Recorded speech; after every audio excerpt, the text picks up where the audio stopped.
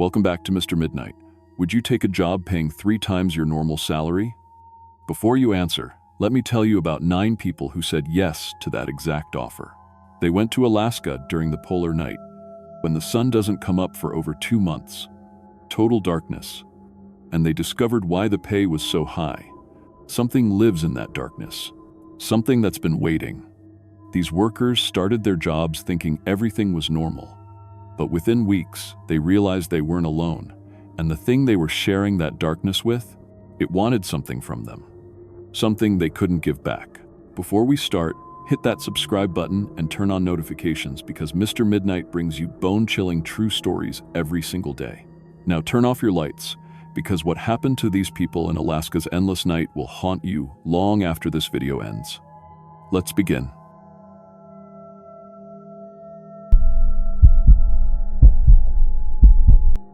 My name is Rosa Santos, and I've been a professional baker for 6 years. I started in small cafes in Phoenix, working my way up through commercial kitchens, learning everything from basic bread making to complex pastry decoration. I've handled the breakfast rush at busy hotels, managed inventory for wedding cake orders, and even worked through holiday seasons when we'd bake for 16 hours straight. But what happened during my 4-month contract at Midnight Sun Bakery in Anchorage changed everything I thought I knew about feeding people. Some hungers, I learned, don't end when life does. The job posting appeared on culinary job boards in September 2020. Midnight Sun Bakery needed an overnight baker for the polar night season, November through February, when Anchorage stays dark for most of the day. They offered twice my Phoenix salary plus a housing allowance, all for just 4 months of work. The bakery served Anchorage's 300,000 residents around the clock, and they explained that business got crazy during polar night, when people's sleep schedules went completely haywire. I flew up in late October, right before the darkness hit. Midnight Sun Bakery sat on Northern Lights Boulevard, a squat brick building with big windows and that warm yellow glow that draws people in from the cold. Inside, it looked like any successful bakery.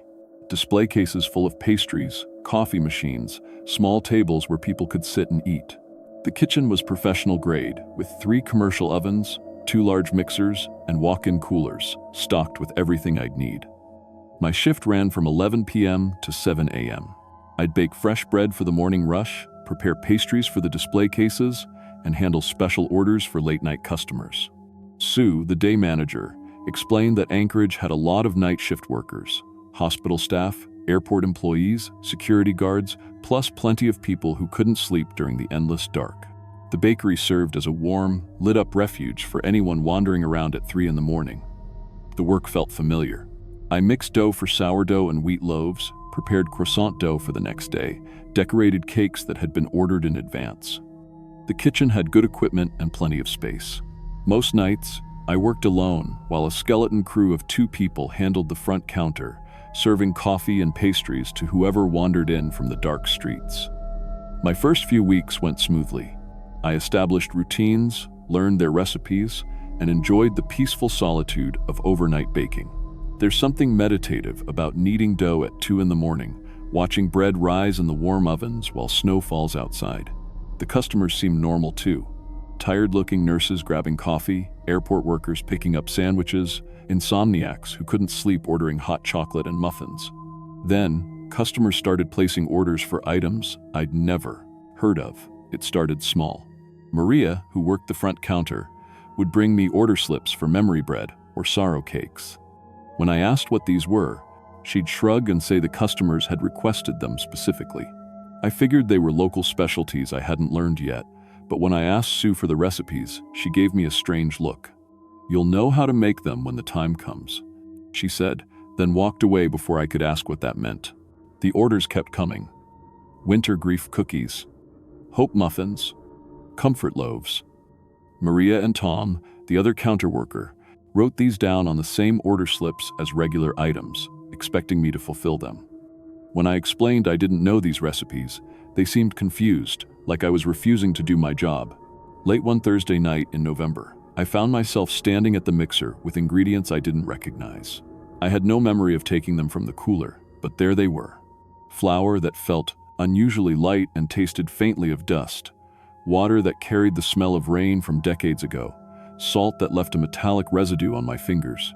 Without thinking, I began mixing them together, following techniques that appeared in my head like inherited memories. The memory bread required 3 types of flour mixed in a specific ratio. I had no recipe card, but I knew exactly how much of each to use. The dough needed to be kneaded for precisely 12 minutes while thinking about lost things.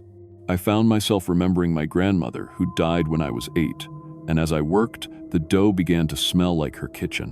When I baked the first batch, the loaves came out perfect, despite using ingredients that shouldn't exist and techniques I'd never learned. They looked like normal bread but felt different in my hands, lighter, warmer, almost alive. When I cut one open, steam rose from it that carried the scent of old photographs and birthday candles. Maria came back to pick up the order, and when she saw the memory bread, she nodded like this was completely normal. "Mrs. Patterson will be so happy," she said. "She's been waiting for this since her husband died." I watched through the kitchen window as Maria handed the bread to an elderly woman sitting alone at a corner table. When Mrs. Patterson took her first bite, she began crying. Not sad tears, but the kind of relief you see when someone finds something they thought they'd lost forever. She sat there for an hour, eating slowly, sometimes smiling at things only she could see. That's when I realized the phantom pastries had tastes that triggered specific emotions. The sorrow cakes helped customers cry when they needed to release grief. The winter grief cookies gave people permission to feel sad about the darkness and cold. The hope muffins carried actual hope.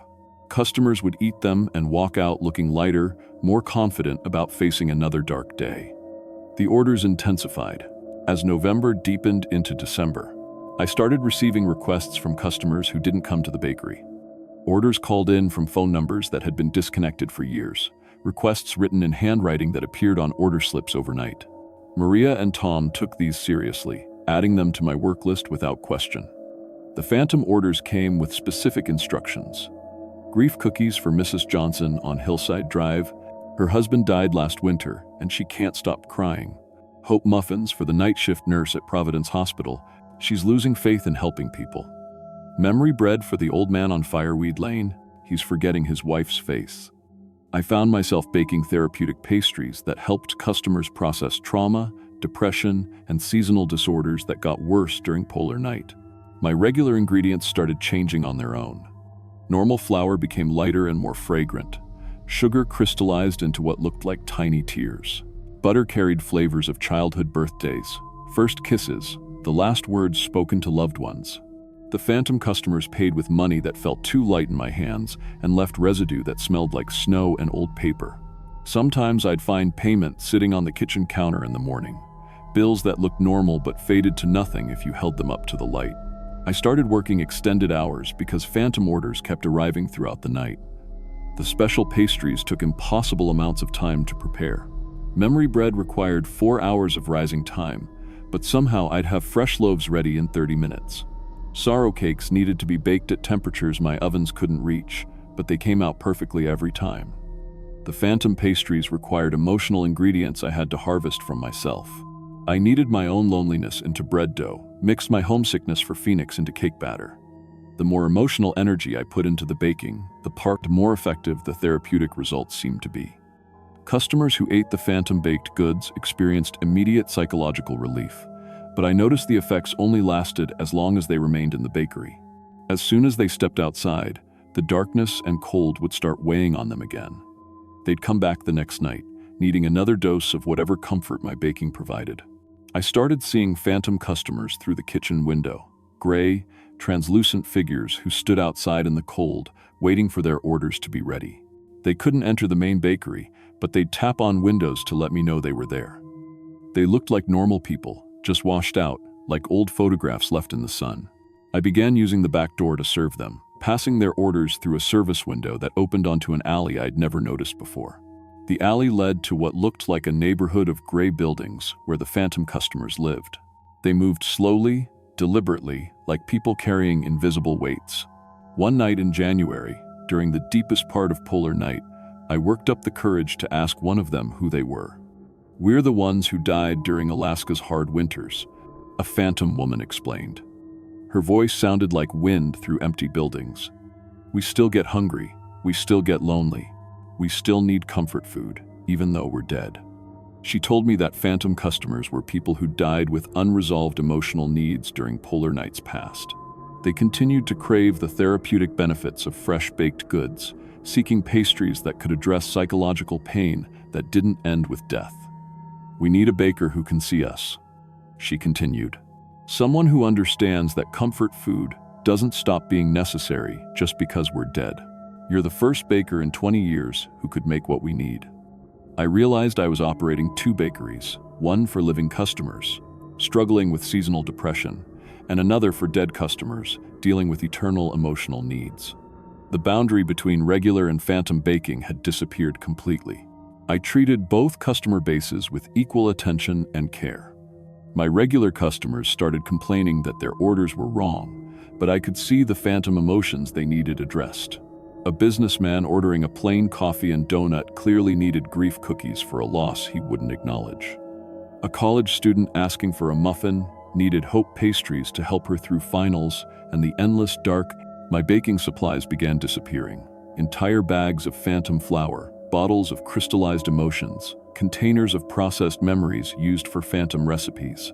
I'd find myself automatically reaching for ingredients that weren't visible to anyone else, my hands moving to create items I couldn't see but somehow knew were desperately needed. The phantom customers started requesting custom orders for events that existed only in the space between life and death. Birthday cake for the child who never had one. Wedding cookies for the couple who died before the ceremony. I began baking celebration pastries for phantom parties, providing desserts for celebrations that should have happened but never did. My reflection in the oven doors showed me covered in phantom flour, my skin taking on the gray pallor of the customers I served. I was becoming something between living and dead, existing in both worlds to provide what was needed. When my seasonal contract ended in April, I tried to return to Phoenix. But as November approached, I felt an irresistible pull to return to Anchorage. The phantom customers needed their baker. Midnight Sun Bakery hired me permanently as a specialty services coordinator for customers with unique dietary requirements.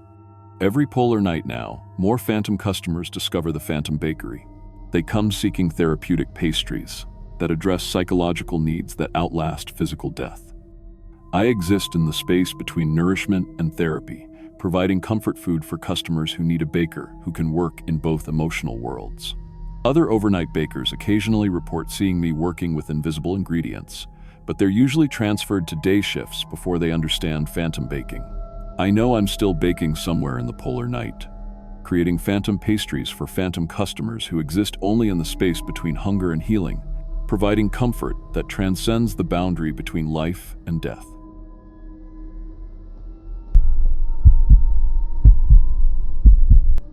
My name is Carlos Mendoza, and I've been working cleaning jobs for 15 years.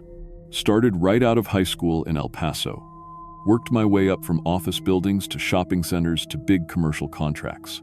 I've cleaned blood out of hospital floors, scraped gum off movie theater seats, and mopped up things in restaurant kitchens that would make your stomach turn. I thought I'd seen everything a janitor could see. But what happened during the winter of 2019 at Bentley Mall in Fairbanks, Alaska, changed everything I thought I knew about working the night shift. Sometimes the darkness doesn't just hide things, sometimes it brings them back. The job posting came through a temp agency in November. Good pay, full benefits, and they needed someone right away. My 12-year-old son Miguel was staying with my mother while I worked, and the health insurance alone made it worth the move. Fairbanks wasn't exactly a vacation spot, but 32,000 people still needed their mall cleaned, and they were paying double what I made in Texas. Bentley Mall was typical for a small city. 2 anchor stores on each end, a food court in the middle, maybe 40 smaller shops spread across a single level. Nothing fancy, but clean and well-maintained. The kind of place where families did their shopping and teenagers hung out after school. During the day, it felt normal, busy but manageable, with the usual mix of chain stores and local businesses. My shift ran 10 p.m. to 6 a.m., which meant I had the entire place to myself. Perfect timing, since Fairbanks was deep into polar night anyway. The sun hadn't come up in weeks, and it wouldn't for another month. Darkness all the time made the schedule feel natural, like the whole city was working night shifts. The job was straightforward. Start at the north entrance, work my way through each section systematically. Vacuum all the carpeted areas, mop the hard floors, empty every trash can, clean the bathrooms, wipe down the food court tables, and do a final security walk to make sure everything was locked up tight. 8 hours to clean about 200,000 square feet. Reasonable pace if you stayed focused. My first few weeks fell into an easy routine. Clock in at 10, grab my cart from the supply closet, start with the anchor stores, and work toward the center. The mall felt different at night than the places I'd cleaned in El Paso. Heavier somehow, like the darkness outside was pressing against the windows. But that made sense. Fairbanks winter was serious business, not like the mild nights back home. The heating system worked overtime to keep the place warm, and you could hear it cycling on and off through the night. My footsteps echoed differently in the empty corridors, and the security lighting cast long shadows between the storefronts. Normal night shift stuff, just amplified by the polar darkness outside. It was during my 4th week that I first noticed the customers. I was mopping near GameStop around 2 in the morning when I saw movement through the security gate. 3 teenagers were inside, playing video games at the demo stations. Controllers in their hands, focused on the screens, like it was the middle of the afternoon. The cash register area was lit up, and I could see a store employee behind the counter, watching them play. I stopped mopping and stared. GameStop had closed at 9 p.m. I'd watched the day manager lock up and set the security gate myself. But there they were. Customers and staff, business as usual. I walked over to the gate and knocked on the glass. The teenagers looked up and waved politely, then went back to their games. The employee behind the counter nodded at me with professional courtesy and returned to organizing something behind the register. I tried my radio to call mall security. "Jim, you there? I've got people in GameStop." "Copy that, Carlos." Night shift customers are normal during polar. Night shift customers. Some folks prefer shopping in complete darkness. Find it more comfortable than the artificial daylight hours. Nothing to worry about. Jim's voice sounded casual, like this was the most normal thing in the world. I'd been working night shifts for years and never heard of anything like it, but Fairbanks was different. Maybe polar night brought out different shopping habits. I went back to mopping, working around the GameStop area. When I glanced back, the teenagers were still there, but they moved differently now that I was watching. Slower, more deliberate, like they had all the time in the world and weren't in any hurry to leave. 20 minutes later, I passed Hot Topic. Same thing. Customers browsing through the merchandise, an employee at the register, lights on behind the security gate. The customers looked normal enough, but they moved with that same careful precision I'd noticed at GameStop. Taking their time, examining every item like they were making important decisions. By 3 a.m., I'd counted active customers in 7 different stores. The bookstore had people reading in the comfortable chairs. Spencer's had a couple looking at novelty items. Even the jewelry store had a woman examining necklaces while an employee showed her different options. All of these stores had closed at 9 p.m. All had their security gates down, but somehow, customers and employees were inside, conducting business like nothing was unusual. I started cleaning around them. When I needed to vacuum near their feet, they would step aside politely and let me work. When I had to mop an area where they were standing, they would move to a different section and continue shopping. Professional courtesy all around, but they never spoke to me directly. No excuse me, or thank you, or casual small talk. Just polite nods and careful movements to stay out of my way. And their purchases were strange. At the clothing store, I watched a man buy a bright yellow winter coat, the kind of color you'd wear in summer, not during polar night. The transaction looked normal from a distance, but when I got closer to empty the trash, I noticed the cash register screen was blank. No prices, no total, no receipt printing. But the employee was going through all the motions of a sale, and the customer was handing over money. The money bothered me. When the customer dropped a bill, I picked it up to hand it back to him.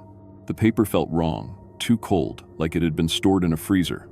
And when I held it under the security lighting, the text was blurry, like it was printed on wet paper. At the bookstore, customers were buying books with blank pages. I could see them clearly when people held them open. Completely white pages, no text, no pictures. But the customers were reading them intently, turning pages like they were following a story. The food court was the strangest part. 3 restaurants were serving customers at 4 in the morning. I could see people eating and drinking, having conversations, acting like it was lunchtime. But when I got close enough to clean the tables, I realized the food had no smell. Pizza, burgers, Chinese food, nothing. Just the faint metallic scent you get from old air conditioning. I watched a woman finish what looked like a large meal, then get up and throw away her trash. When I emptied that bin later, it was empty. No food scraps, no napkins, no cups, like she'd eaten air and thrown away nothing. By my 2nd month, I stopped questioning it. The night shift customers were part of the job now. I'd clean around them, they'd move politely out of my way, and we'd all get our work done. They seemed to appreciate good service. Several times I found tips left on the tables I'd just cleaned. Coins that were too heavy for their size, and bills that crumbled if I took them outside into the real cold. But the mall was changing. New stores started appearing during my shift. Places that didn't exist during the day. A shop called Memory Palace, where customers could buy experiences from their past.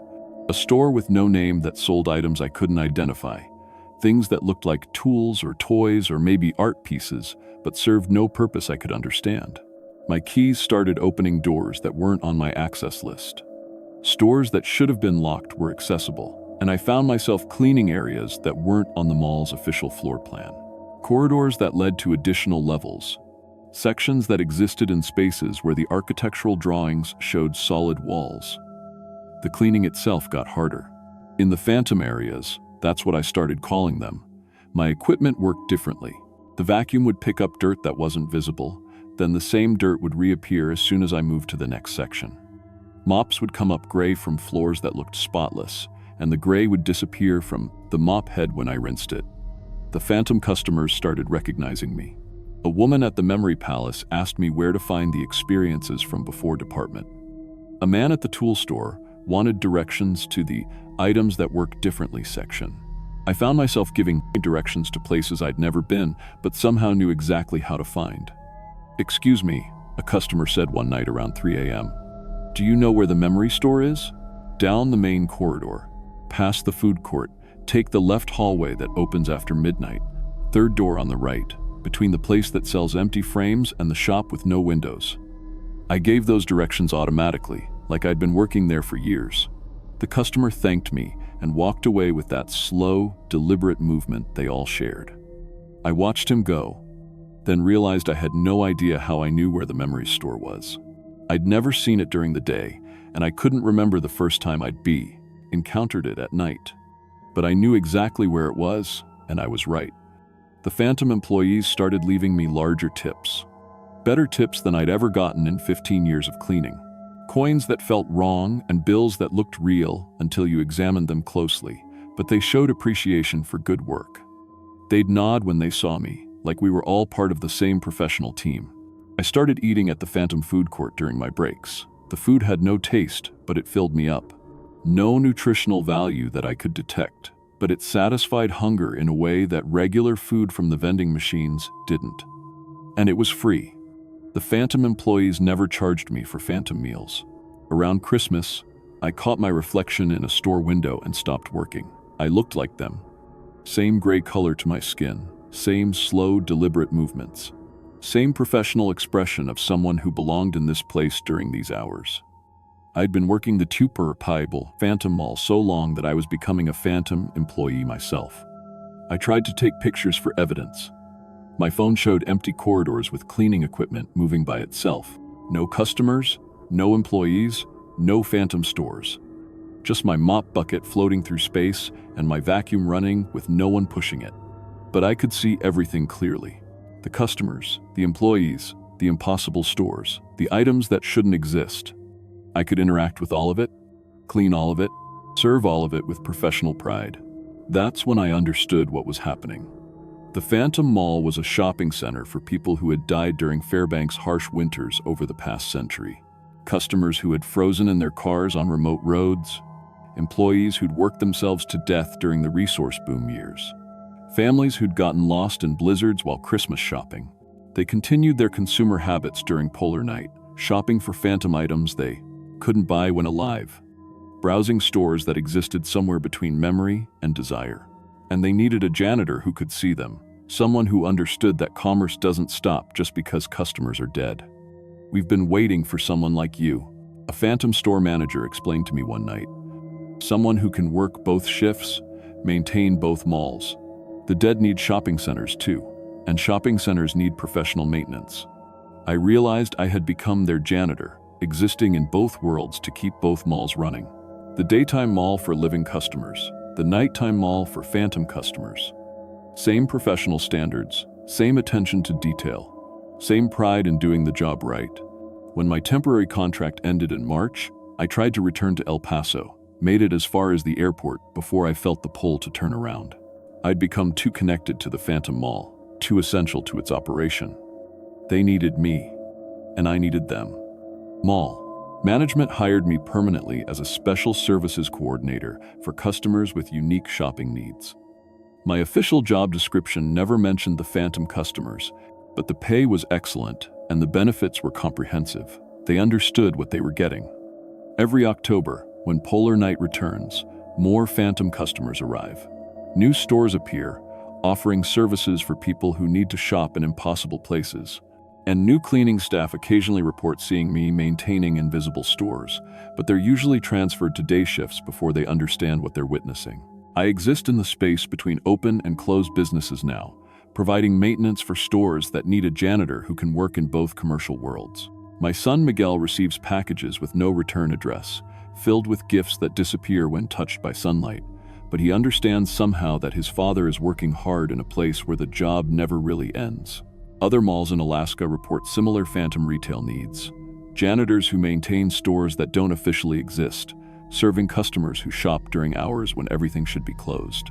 We're a professional network now, cleaning specialists who understand that commerce and customer service extend beyond the normal boundaries of life and death.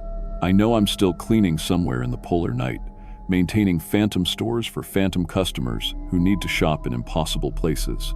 And every winter, when El Paso gets its darkest days, I feel the pull to return to my phantom mall, to clean for customers who exist only in the space between commerce and memory. Sometimes on the coldest nights, shopping centers across Alaska report seeing a gray janitor with no identification badge, cleaning stores that should be empty, serving customers who look like shadows but shop like they're still alive. That's probably me, or one of my phantom colleagues, making sure every customer gets the professional service they deserve. The Phantom Mall operates year-round now, expanding into other shopping centers where the darkness is deep enough for phantom commerce to flourish. And I know that somewhere in every mall during the darkest hours, there's a phantom janitor maintaining stores for customers who never stopped shopping, even after death. Because good customer service never dies, and someone has to keep the floors clean.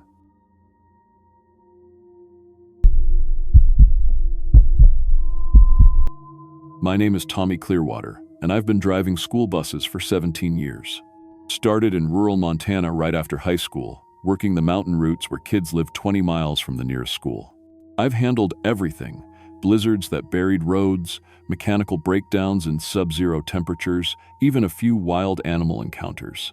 Parents trusted me with their most precious cargo, and I never let them down, not once in 17 years. But what happened during my winter contract in Utqiagvik, Alaska, changed everything I thought I knew about the simple job of getting kids safely to school. Some routes don't exist on any map. Some students don't appear in any enrollment records. And some schools only open their doors when the world goes completely dark. I should have paid attention to why they were offering double pay for a temporary position that somehow never seems to end. In November 2018, I took a contract with the North Slope Borough School District in Utqiagvik, EMP, what used to be called Barrow. It's the northernmost town in America, sitting 350 miles above the Arctic Circle with about 4,500 residents. The pay was twice what I made in Montana, and they needed an experienced driver who could handle extreme conditions. Utqiagvik enters polar night in mid-November. For 65 straight days, the sun doesn't rise.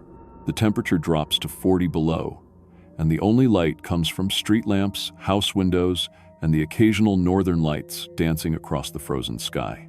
My bus was a 2015 Bluebird with heavy winter modifications, engine block heater, reinforced windshield, extra insulation, and GPS navigation designed for Arctic conditions. Route 2 covered the residential outskirts, picking up 23 kids from scattered neighborhoods.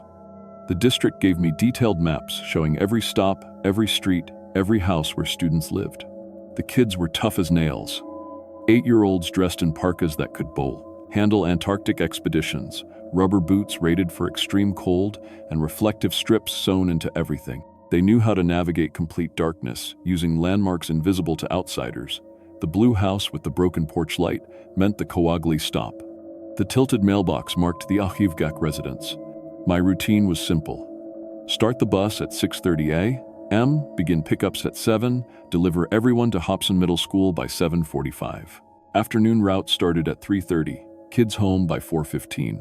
Every stop was marked on my official route sheet with exact addresses, and I had backup radio contact with dispatch if weather turned dangerous. The first month went perfectly. The kids were polite, grateful for reliable transportation, and never caused problems. Parents waved from doorways, making sure I saw their children board safely. The school office praised my punctuality and safety record. I felt good about the work.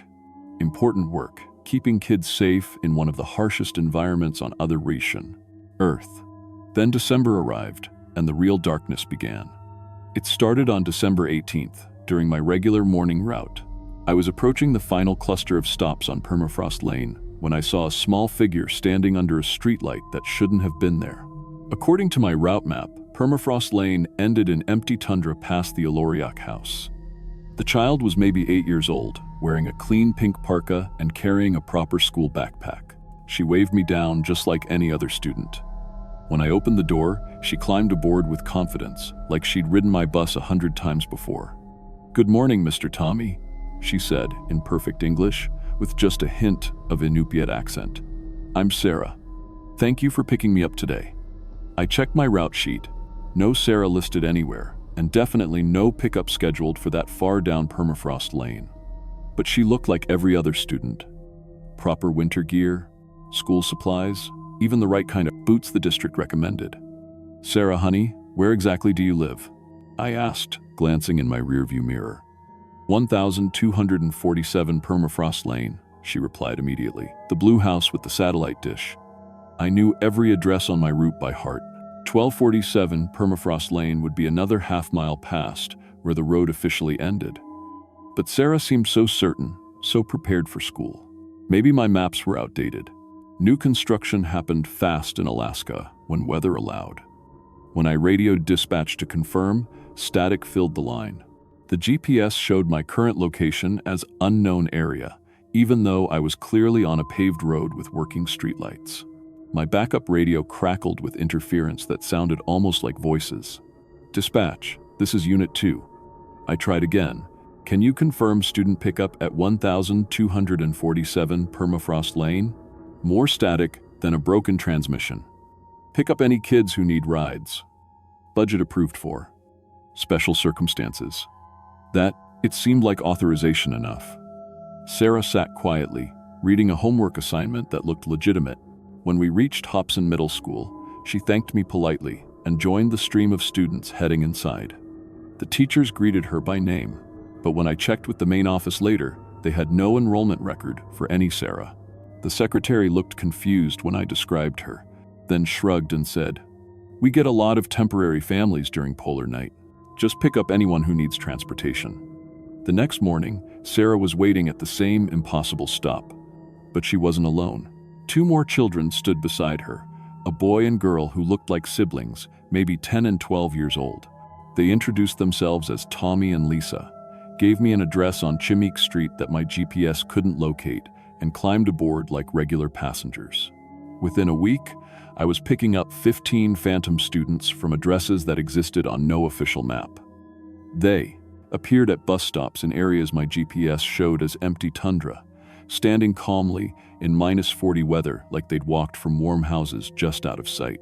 The phantom children had proper school supplies, uniforms that matched district dress code, and talked about teachers and classes that sounded completely legitimate. But when I drove to their pickup addresses, I found myself stopping in snowfields with no houses, no roads, no signs of human habitation. The kids simply materialized from the darkness, climbing aboard from nowhere. My route log started showing impossible statistics. 23 official students, but my passenger counter recorded 38 pickups. The fuel consumption matched a bus carrying nearly 40 kids, even though only 23 seats showed wear patterns. The phantom students knew things they shouldn't know. Sarah mentioned my daughter in Montana by name, asked about my divorce proceedings, and somehow knew about the financial problems that brought me to Alaska. My mom says, "You miss your real daughter." Sarah told me one December morning. She says we can be your kids while you're here. The phantom children never seemed cold despite the brutal temperatures. Their breath wasn't visible in the frigid air like normal students. When I tried to photograph them for my records, the pictures showed empty bus seats with small indentations where their bodies should be sitting. Other drivers quietly admitted similar experiences. Seasonal addresses, they called them. Kids who only need rides during polar night. Nobody talked about it officially, but the phantom students were an accepted part of winter transportation in Utqiagvik.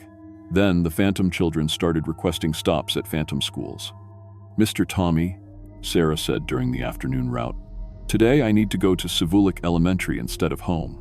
Sivulik Elementary was a name I'd never heard. According to my district directory, no such school existed. But Sarah gave me turn-by-turn directions to a building that appeared solid and real in the darkness, proper lighting, school signs, even a flagpole. Satellite maps showed the location as an empty lot.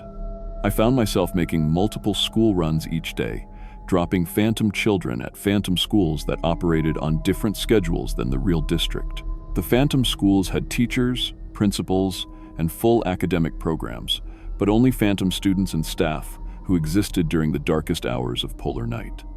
My driving logs became impossible to reconcile. 200 student pickups per day in a district with only 300 total enrolled students. Fuel consumption for routes that covered twice the geographic area shown on official maps. Radio communications with dispatch that happened on frequencies not assigned to the school district.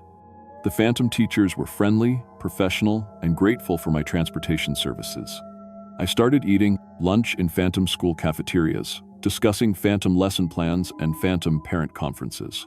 The phantom schools offered me a permanent position, teaching phantom driving classes to phantom students who needed to learn phantom vehicle operation.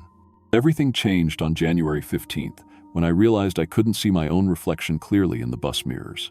My image looked gray and indistinct, moving with the same slow, deliberate motions as the phantom children.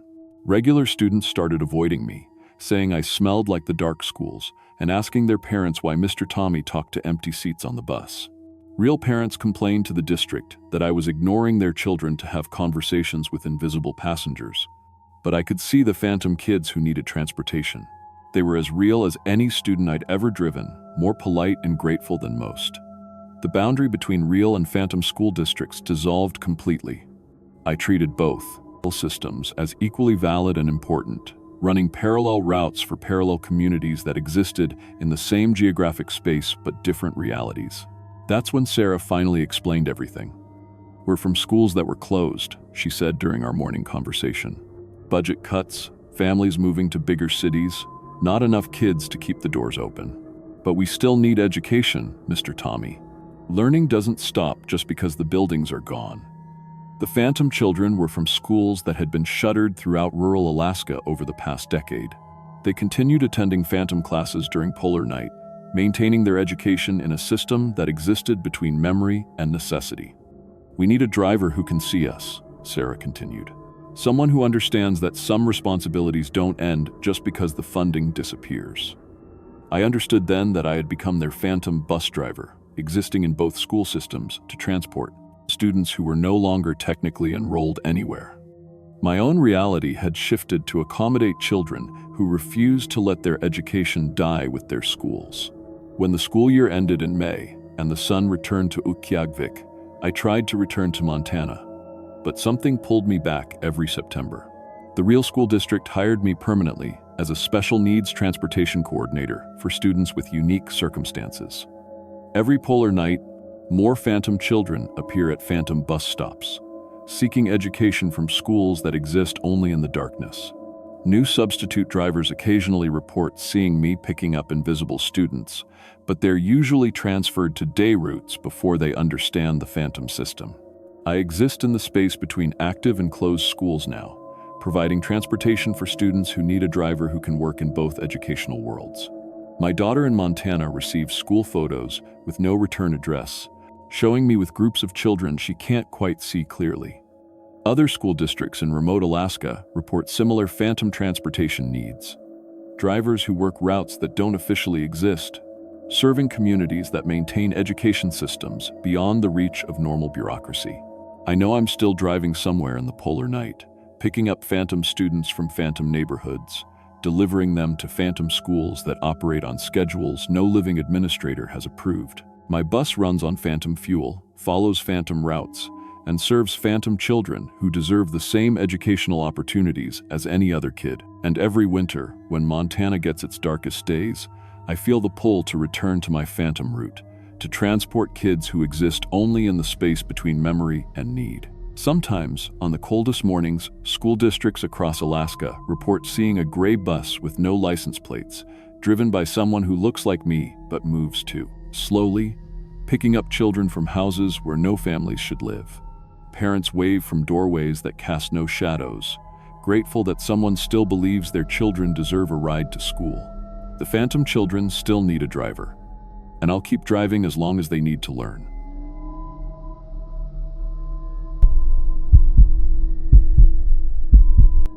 My name is Jessica Parker, and I've been a registered nurse for 8 years. I started in the ER at Cleveland Metro Hospital right after nursing school, working my way up from new grad to charge nurse. I've seen everything you can imagine: car accidents, overdoses, heart attacks, domestic violence cases that still give me nightmares. I thought I could handle anything the medical field could throw at me. But what happened during my 3-month assignment in Nome, Alaska, during the 2020 polar night, changed everything I thought I knew about life, death, and what exists in between. I'd been feeling burned out in Cleveland. 8 years of 12-hour shifts, dealing with drunk college kids and elderly patients who reminded me of my own mortality. The pay was decent, but I was barely scraping by with student loans and rent. When the travel nursing agency called about a position in Nome paying 3 times my normal salary for just 3 months of work, I didn't hesitate. Alaska in Cushion Tea. Winter? How hard could it be? Norton Sound Regional Hospital serves about 4,000 residents in Nome, plus dozens of remote villages scattered across western Alaska. It's the only real medical facility for hundreds of miles. During the polar night, full Myseri, when the sun doesn't rise for over 2 months, the hospital becomes a lifeline for people dealing with everything from routine medical needs to emergency evacuations from villages that don't have doctors. I was assigned to night shift, 7 p.m. to 7 a.m., which worked perfectly since it was dark 24 hours a day anyway. The hospital was smaller than what I was used to, but well equipped. Modern monitors, good pharmacy, even a helipad for emergency flights. The staff was friendly enough, though I could tell they were sizing me up like every travel nurse faces. Would I last, or would I be on the next flight south after a week? My first week was busy but normal. Hypothermia cases, from people who'd been drinking and wandered. Outside, medication refills for chronic conditions. Minor injuries from people slipping on ice or getting hurt with snow machines. The kind of stuff I expected in rural Alaska. The day shift nurses warned me about something they called polar night syndrome. Depression, insomnia, hallucinations that affected both patients and staff during the long darkness. Just be ready. Sarah, the day charge nurse, told me. People see things that aren't there, hear voices. The darkness gets to everyone eventually. I figured she was talking about seasonal depression, maybe some cabin fever. I'd worked plenty of night shifts in Cleveland. How different could it be? Then I started admitting patients from villages I'd never heard of. It was my second week when the first helicopter brought in an elderly Inupiat woman with pneumonia. She was from a place called Cold Harbor. I'd studied the regional map before coming to Alaska, but I couldn't place that village name. When I called our patient registration desk to get insurance information, they had no record of Cold Harbor in their database. Must be a translation issue, I told myself. Remote villages sometimes had traditional names that didn't match official records. The woman was real enough. Lung sounds consistent with pneumonia, fever of 101.2, oxygen saturation at 89%. I started her on antibiotics and oxygen, standard treatment. But when I tried to contact her village for family notification and insurance verification, our radio calls went nowhere. The frequencies we used for other villages just returned static. Maybe their communication equipment is down, the radio operator suggested. Happens all the time in winter. 2 nights later, another helicopter brought in a young man with a broken leg from something called Frozen Creek. Same problem. No village in our database, no radio contact, no insurance records. But he had cash. Old bills that felt strangely cold and left a metallic smell on my grief. Hands that I couldn't wash off. By my 3rd week, I'd admitted patients from Darkwater Bay, Whiteout Ridge, and Lost Valley. 5 villages that supposedly existed but couldn't be found on any map or database. The patients always arrived with legitimate medical emergencies. Always paid in cash that felt too cold. Always came from places that our pilots couldn't locate for return flights, so they stayed. Filling beds that our official census didn't show as occupied. The Phantom Village patients had symptoms I'd never seen in 8 years of emergency medicine. The elderly woman from Cold Harbor maintained a body temperature of 89.2 degrees Fahrenheit, well into severe hypothermia range, but she was conscious and talking normally. According to everything I'd learned in nursing school, she should have been dead. The young man from Frozen Creek had frostbite on his hands that seemed to move across his skin like it was alive. I document the affected areas on his chart, but the next time I checked, the black tissue would be in completely different places while the original areas looked normal. I ran blood tests that showed impossible results. Blood that was partially frozen but still circulating. Oxygen levels that should have caused immediate organ failure. Their lab values looked like they belonged to corpses, not living patients who could hold conversations and ask for extra blankets. The Phantom patients spoke perfect English, but sometimes I'd hear them whispering in languages that didn't sound like any Alaska native dialects I'd encountered. When I asked about their villages, they described them in detail. Schools, churches, community centers, family homes. But when I looked up the coordinates they gave me, satellite maps showed nothing but empty tundra. My village has a white church with blue trim, the elderly woman told me. My grandson Billy plays basketball in the gym behind the school every evening. I checked Google Earth for the location she described. Empty wilderness. When discharge planning tried to arrange return transportation, our helicopter pilots said they couldn't find landing sites that matched the patient's descriptions. The coordinates led to places with no safe landing zones, no signs of human habitation, no communication signals. So the Phantom patients stayed indefinitely, requiring care that didn't appear in our official records, eating food that never satisfied them, requesting raw meat and drinking ice water by the gallon. I started noticing they never slept. They'd lie in their beds with their eyes closed, but their heart monitors showed they were always awake, always aware. When I'd do my hourly rounds, they'd open their eyes before I entered their rooms, like they could sense me coming. That's when they began talking about my personal life. Your ex-husband Mark was a real piece of work, wasn't he, Jessica? The young man from Frozen Creek said during my medication round. I stopped dead. How do you know about Mark? We've been watching you since you arrived in Nome, he said, smiling with teeth that looked too sharp in the dim room lighting. We know about your childhood in Ohio, about why you became a nurse, about your fears of working alone. I'd never mentioned Mark to anyone at the hospital. My divorce had been finalized 6 months before coming to Alaska, and I certainly hadn't discussed my personal life with patients. Your mother used to read you stories about nurses when you were sick, the elderly woman added from across the room. That's why you went into medicine. You wanted to help people like the nurses in those stories. My mother had been dead for 3 years.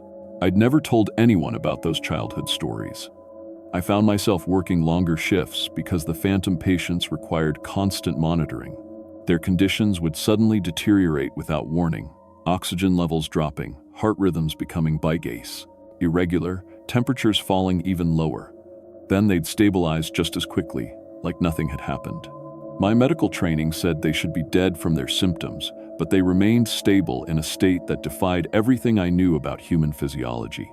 The Phantom patients began talking about their families, visiting them in the hospital. They'd point to empty chairs and describe conversations with people I couldn't see. "My grandson Billy is sitting right there," the elderly woman would say, gesturing to an empty chair beside her bed. "He's telling me about his basketball game today." She'd have entire conversations with the empty air, laughing at jokes I couldn't hear, asking questions and pausing for answers that never came.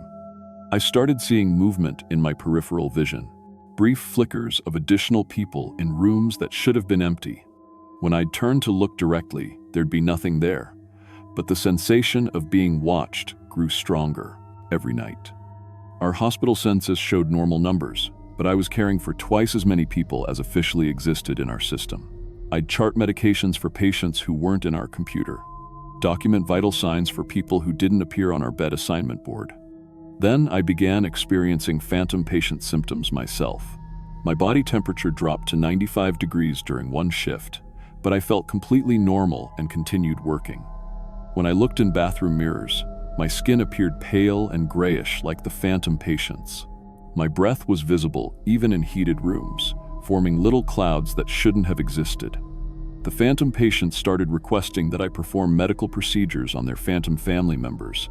They'd ask me to check blood pressure on empty chairs, administer medications to invisible people, start IVs on patients I couldn't see. When I refused, they became agitated. Their heart monitors would alarm, showing dangerous rhythms. Then they'd flatline completely before mysteriously recovering minutes later. "You need to help them too," the young man from Frozen Creek explained after one of these episodes. "They're just as sick as we are. They need a nurse who can see them." I realized the phantom patients were teaching me to see their world, gradually converting me into a phantom nurse who could treat phantom illnesses. My medical supplies began disappearing. Entire boxes of syringes, bags of IV fluid, bottles of medication. I'd stocked the supply room at the beginning of my shift, but by morning, half the supplies would be gone. Used to treat patients who didn't officially exist, but somehow needed care. I found myself administering phantom treatments automatically.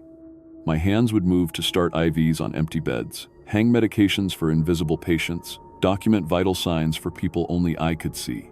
The boundary between real and phantom patients disappeared as I began treating both types with equal attention and medical expertise. Real patients started complaining that I was ignoring them to talk to empty beds. But I could see the phantom patients who needed urgent care, whose conditions were critical, who would die without immediate intervention. My supervisor called me into her office to discuss my erratic behavior. "Jessica, you've been seen having conversations with empty beds," she said. "Day shift found you charting medications for patients who don't exist. Are you feeling okay?" Behind her, I could see 3 phantom patients lying in beds that appeared empty to her. One elderly man was having trouble breathing. A middle-aged woman needed her dressing changed. A young girl was asking for her mother. "They need help," I said, pointing to the beds. My supervisor turned around, saw nothing, then looked back at me with concern. "Jessica, there's nobody there." I tried to photograph the phantom patients for evidence, but cameras only showed empty beds, with indentations where their bodies should be.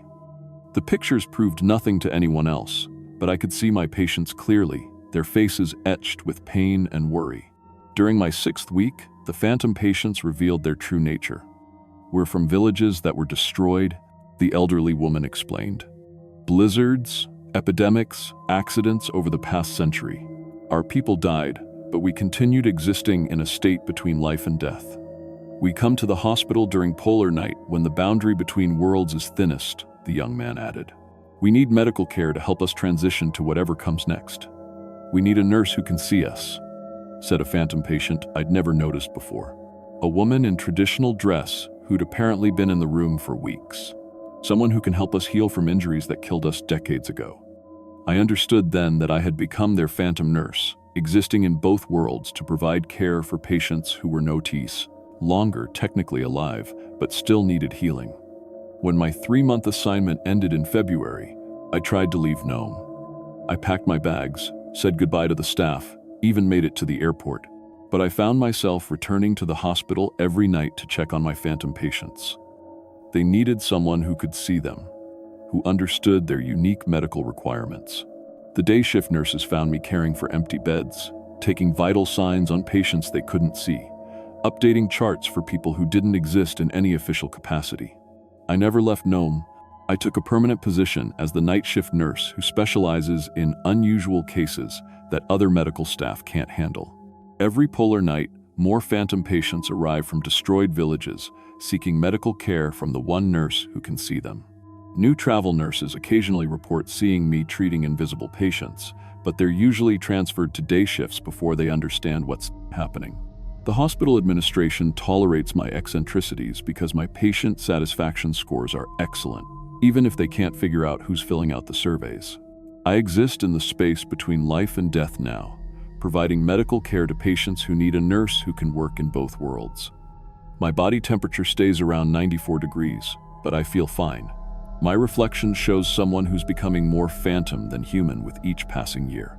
And every winter when the darkness comes to Nome, I feel the pull to return to my phantom patients who wait in hospital beds that exist only during Alaska's longest nights, where the boundary between life and death becomes thin enough for a nurse to cross between worlds and still do her job.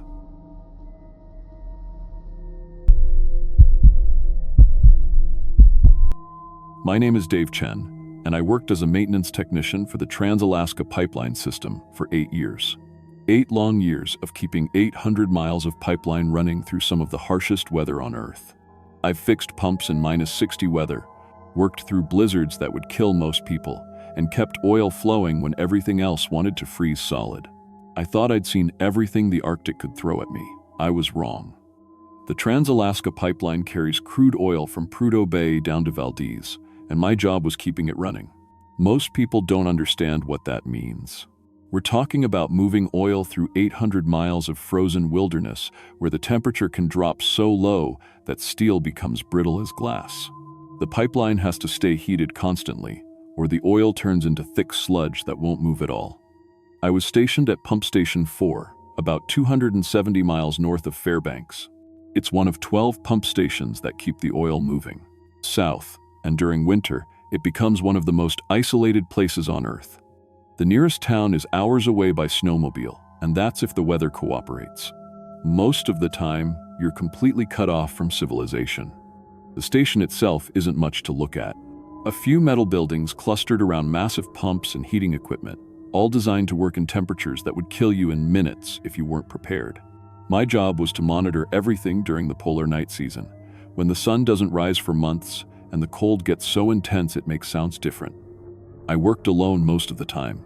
Company policy said there should be 2 people, but budget cuts meant they only sent backup during emergencies. I didn't mind the solitude. After 8 years, the routine was comfortable. Check the pressure gauges every 4 hours. Test the heating systems twice daily. Monitor the automated safety systems. Keep the heated buildings warm enough that the equipment wouldn't freeze. Simple work, but critical. December 18th, 2019 started like any other day during the polar night. Temperature was holding steady at -45, which was actually pretty good for that time of year. The pumps were running smooth, oil pressure was normal, and all the heating systems were working fine. Then, around noon, our ground-penetrating radar started acting up.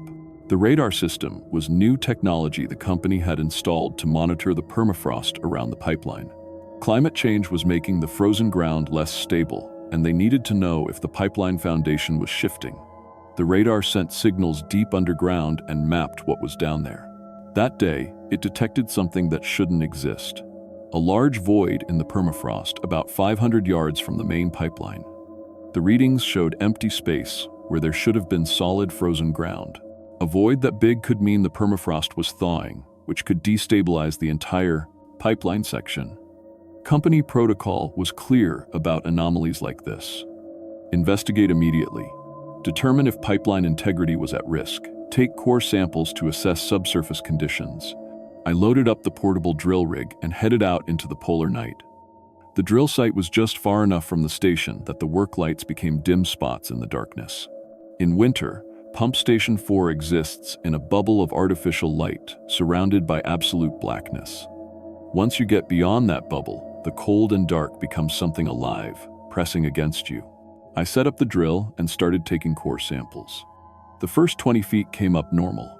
Standard permafrost layers, some organic material from ancient plants, ice crystals that looked like frozen diamonds.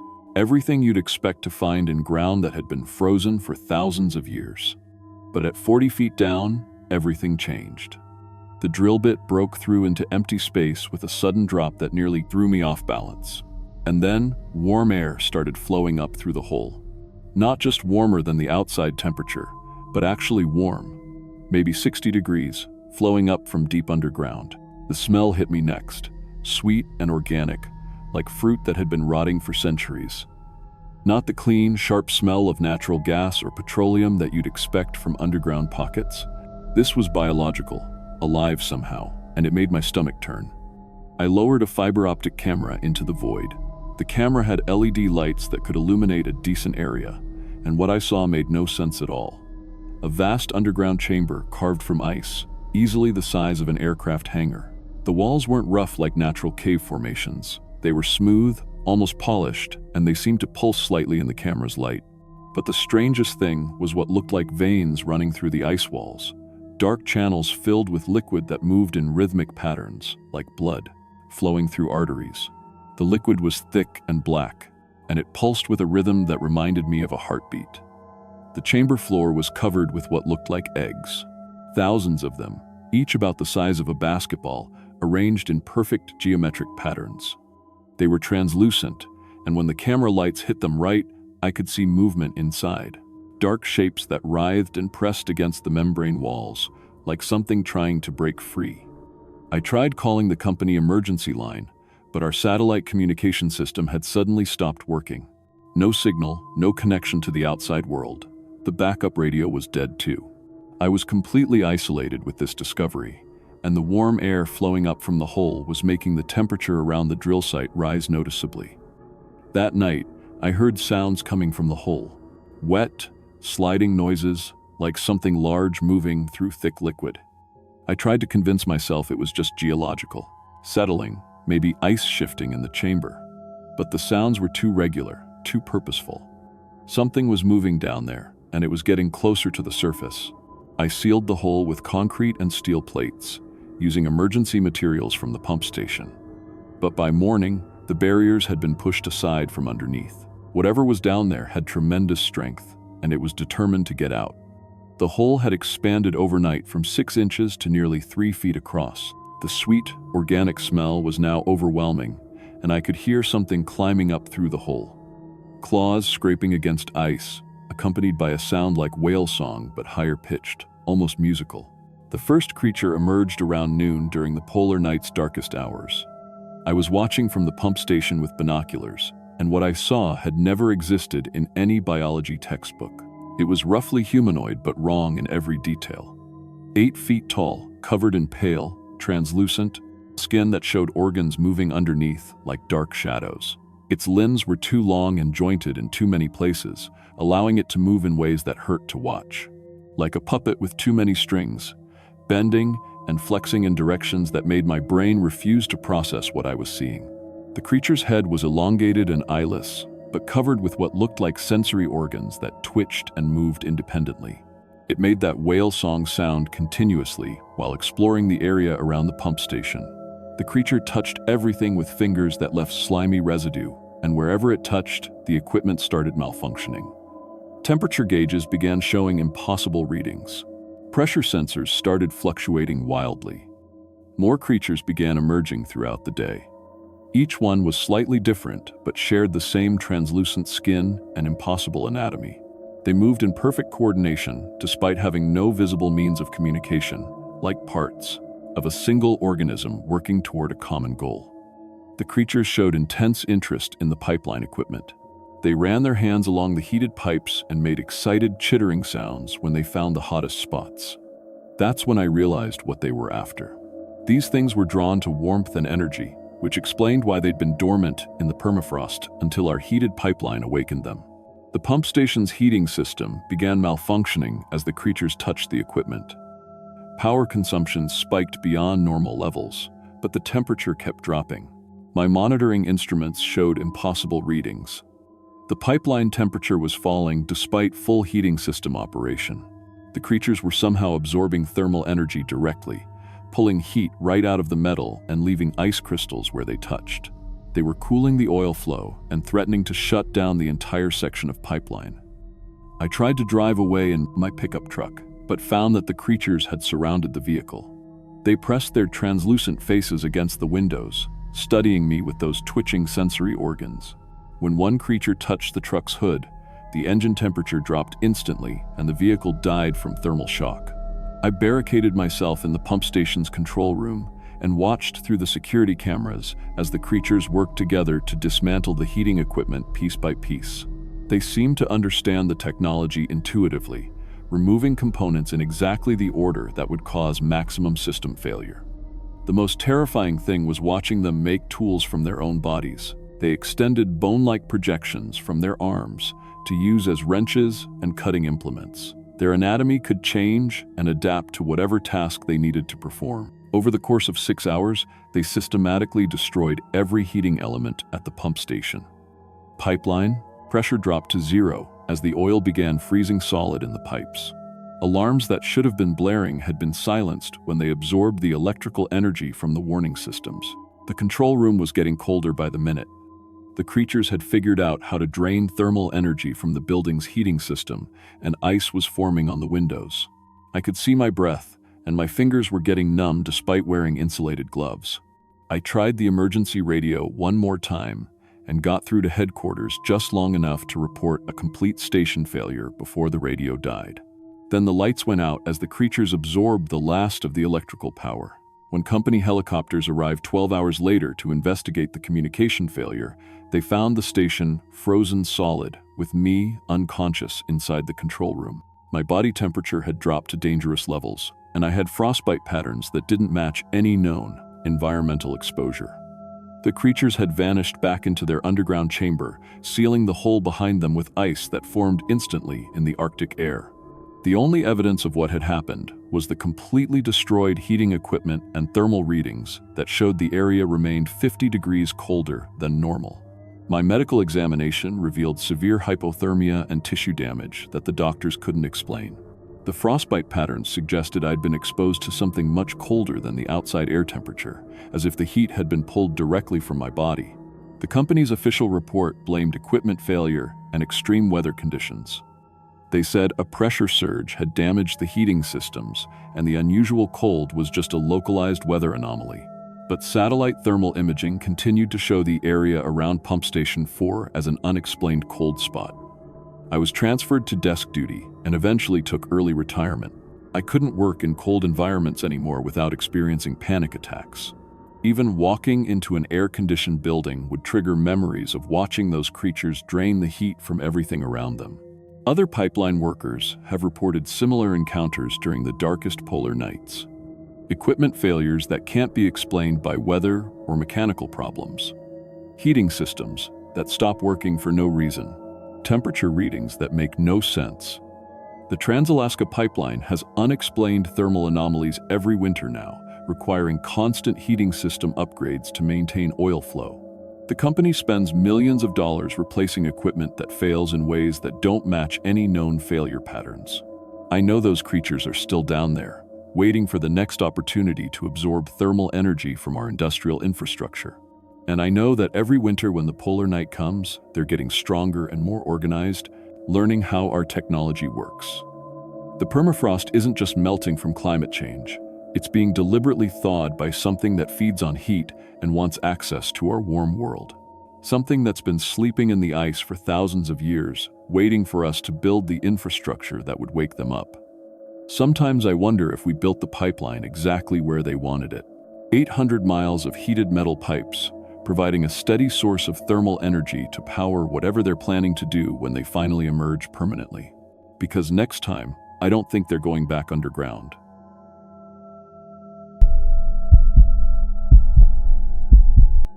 My name is Lisa Martinez, and I've been working in commercial fishing and seafood processing for 8 years. I started right out of high school in Seattle, working my way up from basic gutting jobs to quality control specialist at major processing facilities along the Pacific coast. I've handled everything from king crab to deep-sea tuna, worked through equipment breakdowns, health inspector visits, and the kind of brutal weather that shuts down entire harbors. But what happened during the winter of 2018 inches, Dutch Harbor, Alaska, changed everything I thought I knew about what comes up from the ocean. Some things down there aren't supposed to be food. I took the job at North Star Seafood because I was desperate. My college degree in marine biology hadn't led to anything steady, and I had student loans eating up half my paycheck from whatever temp work I could find. Dutch Harbor offered winter processing jobs that paid twice what I could make anywhere else, but there was a reason for that. The work was dangerous, the weather was hell, and most people lasted maybe 2 weeks before they quit and caught the next flight back to civilization. The plant itself was a massive concrete building right on the harbor, built to handle the biggest commercial fishing boats in the Bering Sea.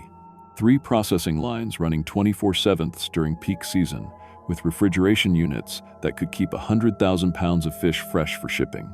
My shift was graveyard, 11 p.m. to 7 a.m., which meant I saw the boats that came in during the darkest hours, when the harbor was just black water and searchlights cutting through the snow.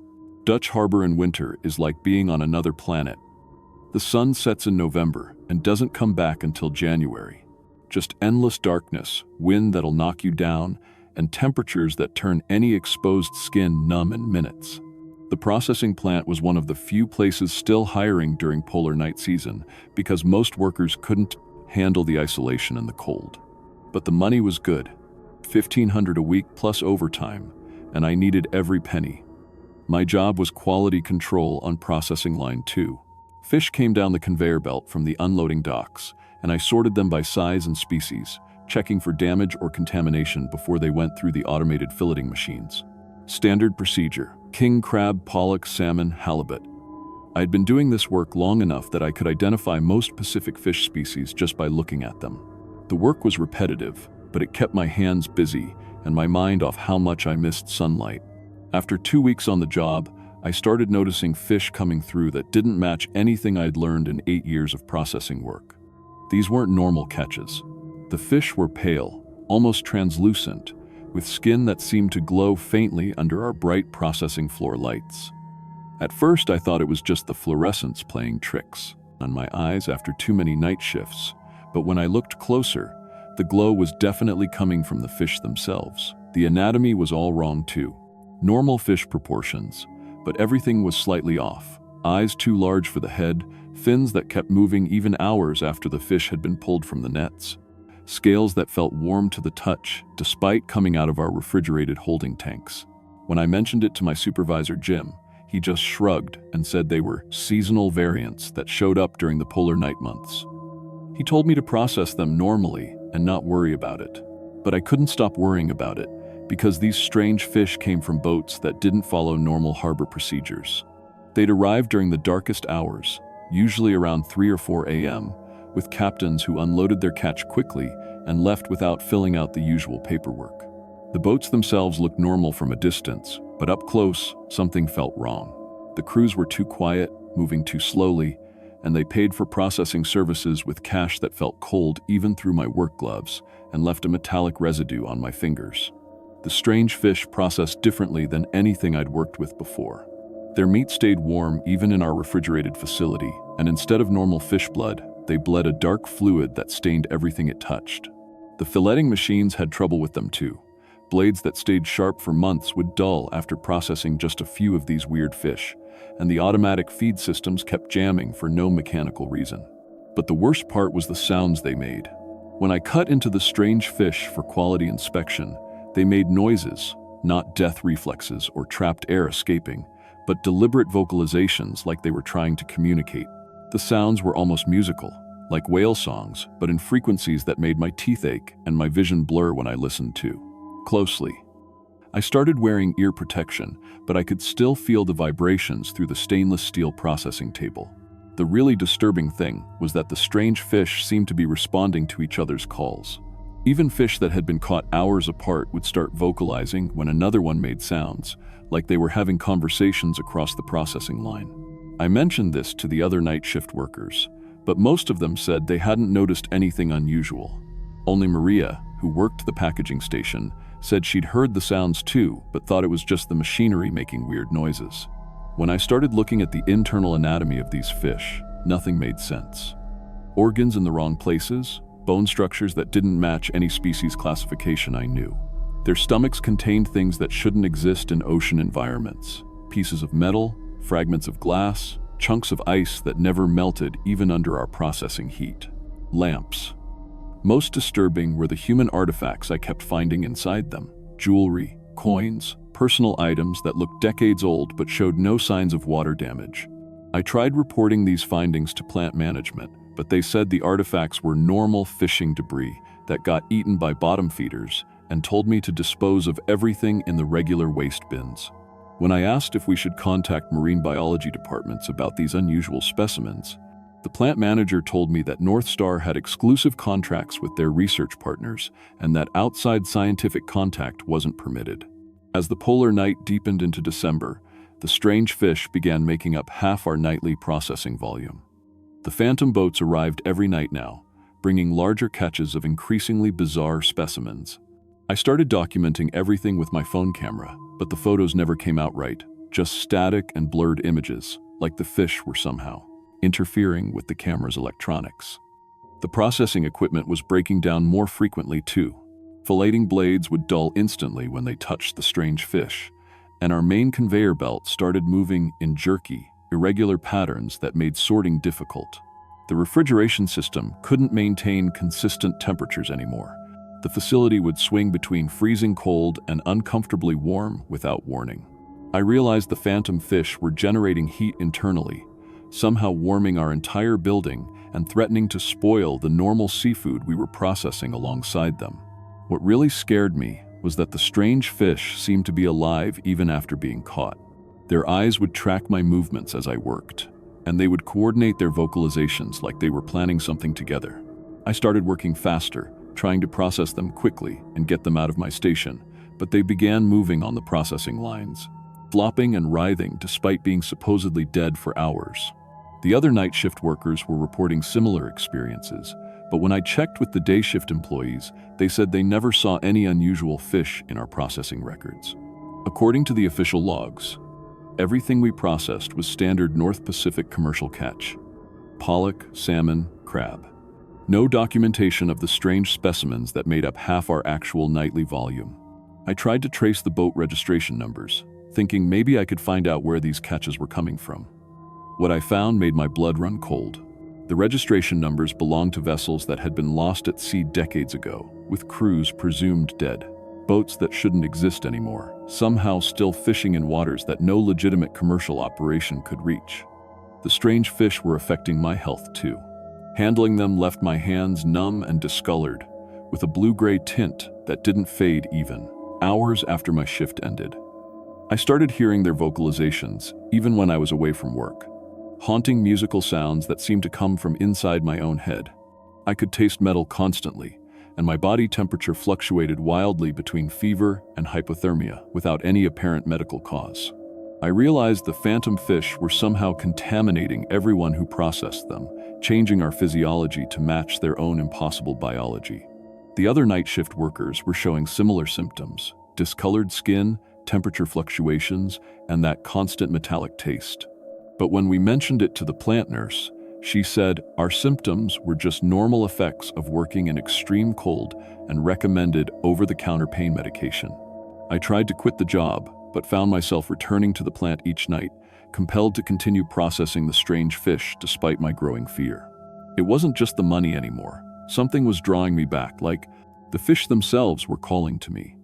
The vocalizations in my head got stronger whenever I tried to stay away, and I could only find relief by returning to work and handling more of the contaminated specimens.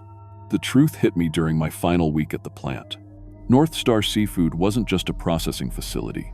It was a distribution center for phantom seafood, sending contaminated products to grocery stores and restaurants across Alaska and the lower 48. The strange fish were being packaged and shipped as normal commercial catch, introducing something alien into the human food chain. When health inspectors arrived to investigate reported food poisoning cases linked to North Star products, they found only normal fish and standard processing operations. I watched from my station as the inspectors examined our work, but they couldn't see the strange fish at all. They looked right through the translucent specimens and only noticed the normal catch mixed in with them. The phantom fish could disguise themselves as regular seafood when viewed by people who weren't part of their contamination process. Only those of us who had been changed by handling them could see their true nature. We were becoming part of whatever system they represented, recruited into their expansion into the human world. During my last night at the plant, I saw the truth of what was really happening. The strange fish weren't being caught by the phantom boats. They were being delivered by something from deep ocean trenches that had never seen sunlight. The boats were just transport vehicles, operated by people who had been changed by eating the contaminated fish products, converted into harvesters for creatures that lived in oceanic depths beyond human exploration. I left Dutch Harbor on the next available flight, but I still feel the effects of handling those phantom fish. My body temperature never stabilized, swinging between hot and cold without warning. I hear their vocalizations in quiet moments, musical calls that seem to be coming from fish processing plants across the country. The contamination had spread far beyond North Star seafood. Every winter, when I eat any kind of seafood, I taste that metallic flavor and wonder if the phantom fish have successfully infiltrated the entire Alaska fishing industry. Sometimes, when I look at normal fish in grocery stores, I catch glimpses of translucent skin and oversized eyes before my vision clears and they look normal again. Whatever those creatures were, they're now everywhere in our food supply, waiting for the right conditions to reveal their true nature. And sometimes, late at night, I can feel them calling to me from processing plants and seafood markets across the country, inviting me to return to work and help them spread even further into the human world. The polar night season in Dutch Harbor starts again every November. And every year, more people take those high-paying winter processing jobs, not knowing they're being recruited into something that's been rising from the deep ocean trenches for longer than human civilization has existed.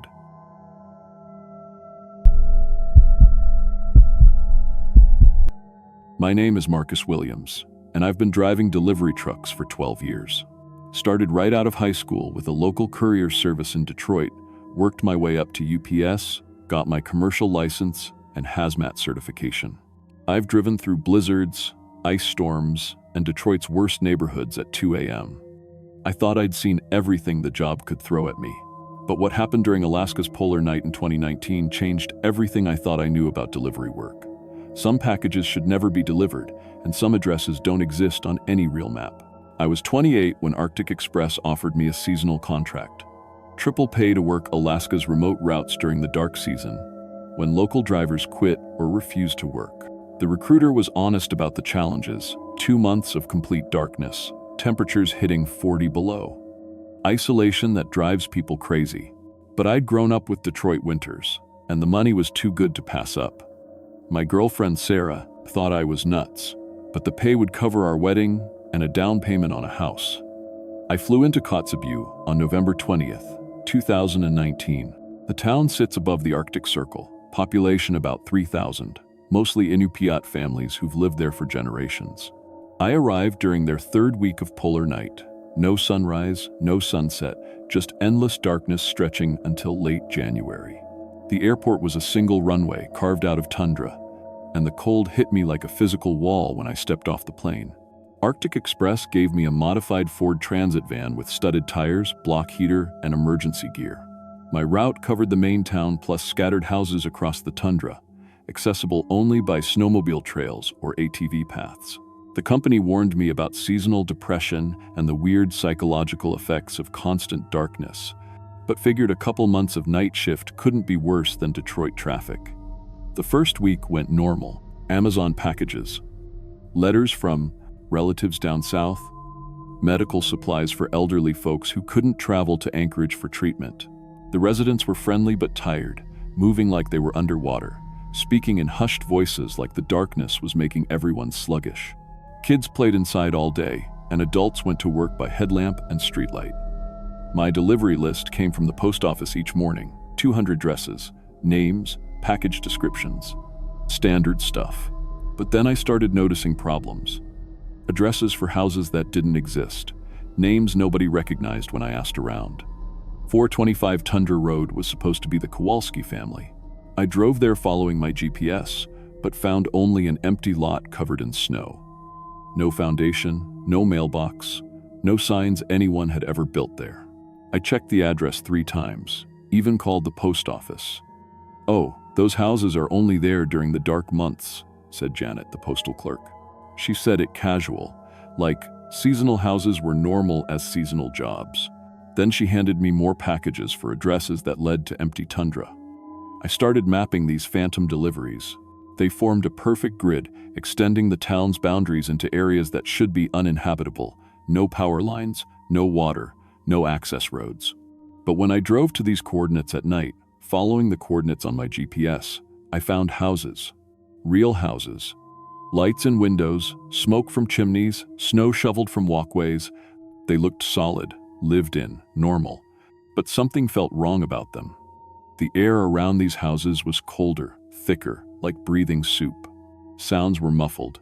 My truck's engine ran rough, and the radio picked up only static. Mrs. Peterson at 617 Frost Lane thanked me for her diabetes medication.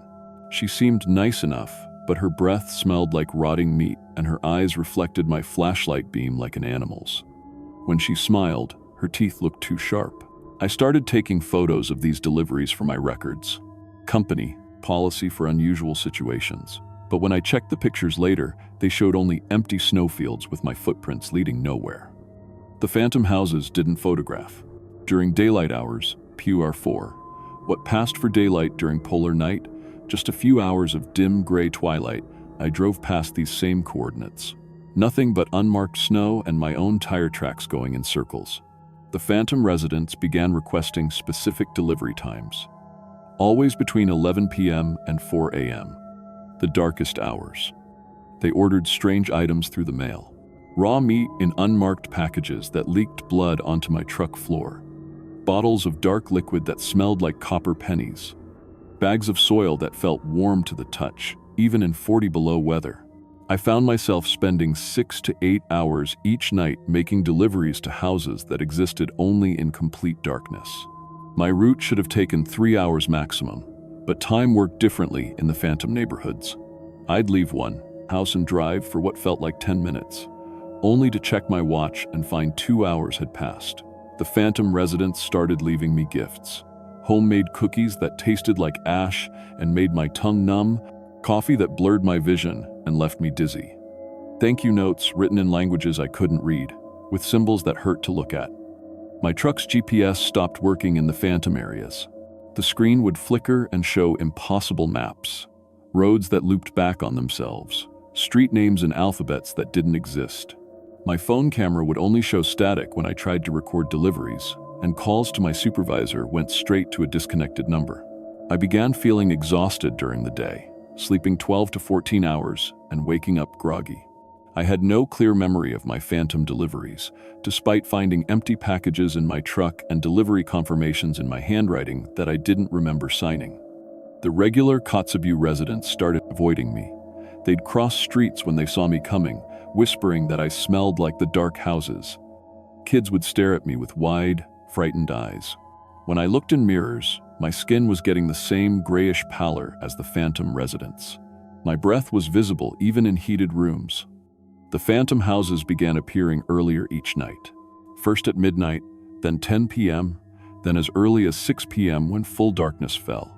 I could see more of them now, entire phantom neighborhoods sprawling across the tundra, hundreds of houses that shouldn't exist. I realized the phantom town was growing, fed by my deliveries. Each package I brought made the parallel Kotzebue more real, more substantial.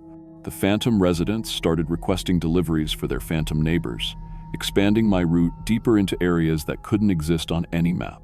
I drove for hours through phantom neighborhoods that stretched for miles. My delivery logs showed impossible statistics. ABC, 252 miles for sex. Packages per night to a town with only 3,000 real residents. But the packages were real, the addresses were real, and the phantom residents were always waiting. The phantom people began offering me food and drink. Their coffee warmed me from the inside, and their cookies filled my stomach better than real food. Eating their provisions made me feel more at home in their impossible neighborhoods, like I belonged there more than in the real world. I started recognizing phantom children playing in phantom yards, phantom dogs barking from phantom porches, an entire phantom community living parallel lives, mimicking the real Kotzebue, but wrong in subtle ways. The Phantom kids played games that involved too much screaming. The Phantom dogs had too many teeth. When I tried to quit the job in mid-December, I found my apartment keys opened doors to Phantom houses. My belongings had been moved to a Phantom address that didn't exist on real maps. The line between real Kotzebue and Phantom Kotzebue was disappearing, with the dark town slowly replacing the daylight one. I discovered my truck was delivering packages from Phantom residents to real residents, items that shouldn't exist, sent by people who weren't there. Real residents started complaining about receiving packages they didn't order, filled with rotting meat, live insects, and soil that moved on its own. I tried to drive out of Kotzebue, but every road led back to the Phantom neighborhoods where residents were waiting for deliveries. The Phantom town had created its own gravity, its own geography that overwrote the real world's maps. My reflection in windows showed me wearing the gray pallor and slow movements of the Phantom residents. I was becoming one of them, trapped in an endless delivery route that fed the expansion of impossible neighborhoods into the real world. When Arctic Express sent my replacement driver in January, he found my truck abandoned on the outskirts of town with hundreds of undelivered packages addressed to houses that didn't exist. The packages were covered in frost and smelled like decay. The replacement driver reported seeing me occasionally during his deliveries. Easy yes. A gray figure moving slowly through the darkness, still carrying packages, still making deliveries to houses that appeared only in his peripheral vision. Local residents say they sometimes see Phantom delivery trucks during the darkest hours of winter. Drivers who keep working long after their shifts should have ended, serving customers who died long ago but haven't stopped ordering packages. My family in Detroit receives packages with no return address, filled with items that smell like decay and letters written in my handwriting that I don't remember sending. The packages always arrive during the darkest months of winter, suggesting the Phantom delivery service operates year-round in places where darkness falls deep enough. Other seasonal workers in Alaska report similar experiences. Phantom routes, impossible deliveries, towns that exist only in darkness. The companies deny everything, but the packages keep getting delivered.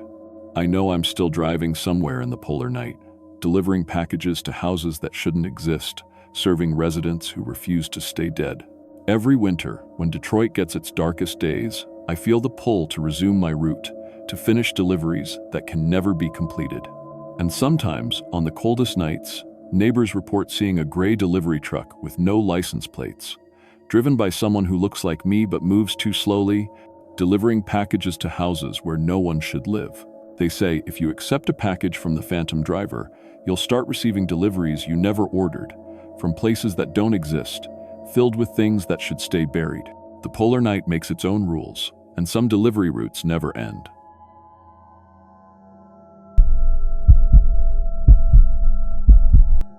My name is Mike Sullivan, and for 12 winters, I drove ice road freight between Deadhorse and Prudhoe Bay.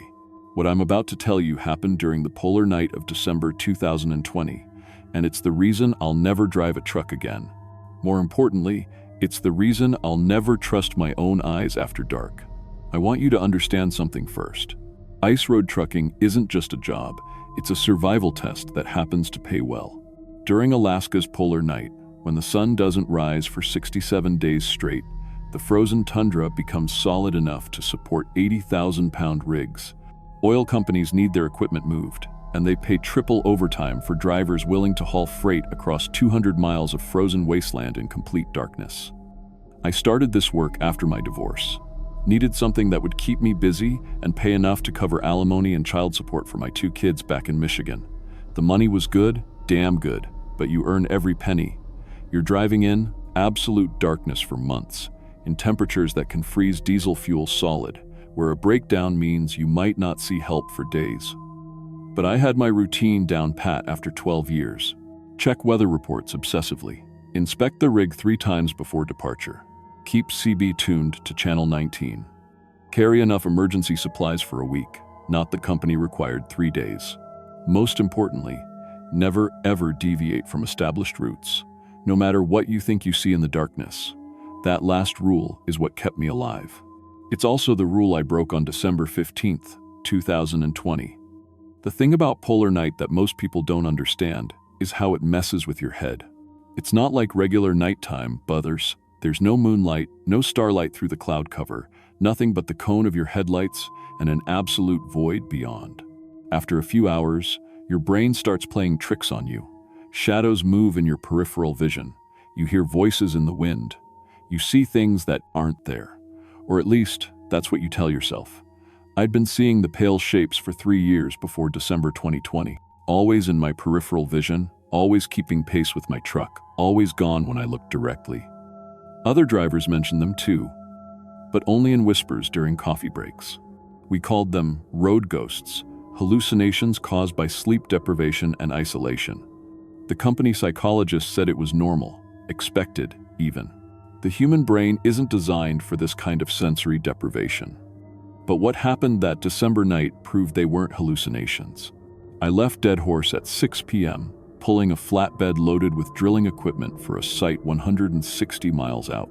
My rig was a 2018 Peterbilt 379 with a 550 horsepower Cat engine, the most reliable truck in the fleet. Weather forecast was good, roads were solid, and I was looking forward to Christmas break with my kids. The first hour went normal. CB chatter from other drivers, regular check-ins with dispatch, classic rock playing low to keep me company. Outside, it was minus 48 degrees, but my cab was warm and comfortable. My GPS showed good time, and I figured I'd reach the drop site by midnight. That's when I noticed something keeping pace with my truck. At first, I dismissed it as another road ghost, a pale shape running alongside my rig, just outside the reach of my headlights. But this one was different. It wasn't flickering in and out like a hallucination. It was solid, consistent, maintaining perfect speed with my truck. When I slowed down, it slowed down. When I sped up, it sped up. For over an hour, it kept exact pace, never falling behind or pulling ahead. I tried aiming my spotlight toward it and caught glimpses of something large and pale, moving wrong. Too many legs, joints that bent in directions that hurt to look at. Here's what really scared me. When I focused the light directly on it, the thing didn't disappear like a hallucination. It should. It ducked down below my sightline, like it knew I was looking, like it was intelligent, and I could hear it. Road ghosts don't make sounds, but this thing did. Footsteps on the ice beside the road, keeping time with my truck. Not the clip-clop of hooves or pad-pad of paws, but a wet slapping sound like raw meat hitting pavement. I tried radioing other drivers. Jerry Morrison was running the same route about 30 miles behind me. They would have been talking just 20 minutes earlier. But now I got nothing but static. Every channel, dead air. That was wrong. Even in bad weather, you could always reach somebody on the CB. I checked my cell phone, no signal, which was normal this far out. But my GPS had gone dark too, and that was definitely not normal. Company regulations required working GPS at all times. If dispatch couldn't track you, they'd send search teams. The creature started getting bolder, running closer to my trailer. I could hear claws scraping against the metal sides, a sound like fingernails on a chalkboard that made my teeth ache. Whatever this thing was, it was strong enough to damage my rig. That's when I made my first mistake. Instead of stopping and calling for help on my satellite phone, I decided to hit the brakes hard and get a better look at what was following me. When I did, the thing overshot my truck and ended up directly in my headlight beams. Jesus Christ. Even now, 3 years later, I can see it perfectly in my mind. It was walking upright on 4 legs like a mutated spider, easily 12 feet long and 6 feet tall. Its skin was pale gray with black veins visible underneath, stretched tight over bones that were the wrong shape and size. But the worst part was its face, almost human, but wrong in every detail that mattered. Eyes too large and completely black, not just the pupils, but the entire eye, like looking into deep holes. Its mouth stretched wider than any skull should allow, filled with teeth like broken glass. The thing turned to face my truck head-on, and its mouth opened impossibly wide, revealing rows of needle-sharp teeth and a throat that seemed to go down forever. Then it made a sound I can't properly describe, like metal grinding against metal mixed with a human scream, loud enough to vibrate through my truck's cab. I floored the accelerator, trying to run it down. The creature leaped over my entire truck with a jump that covered at least 50 feet, landed behind my trailer, and immediately resumed following. Now it was making that grinding scream sound continuously, and the noise was getting inside my head, making it hard to think straight. That's when my truck started dying.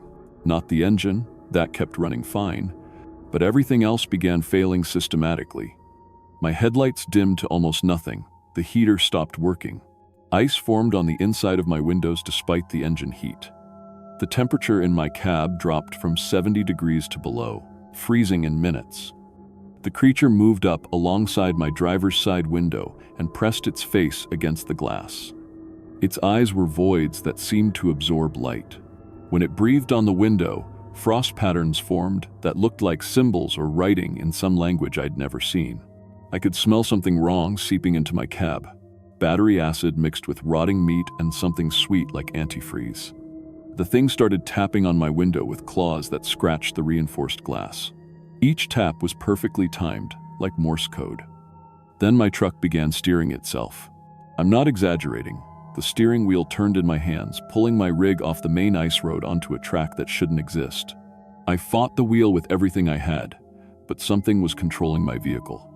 My speedometer showed 60 miles per hour, but it felt like moving through thick syrup. The creature disappeared from my window, but I could hear multiple sets of footsteps now, surrounding my window. Truck.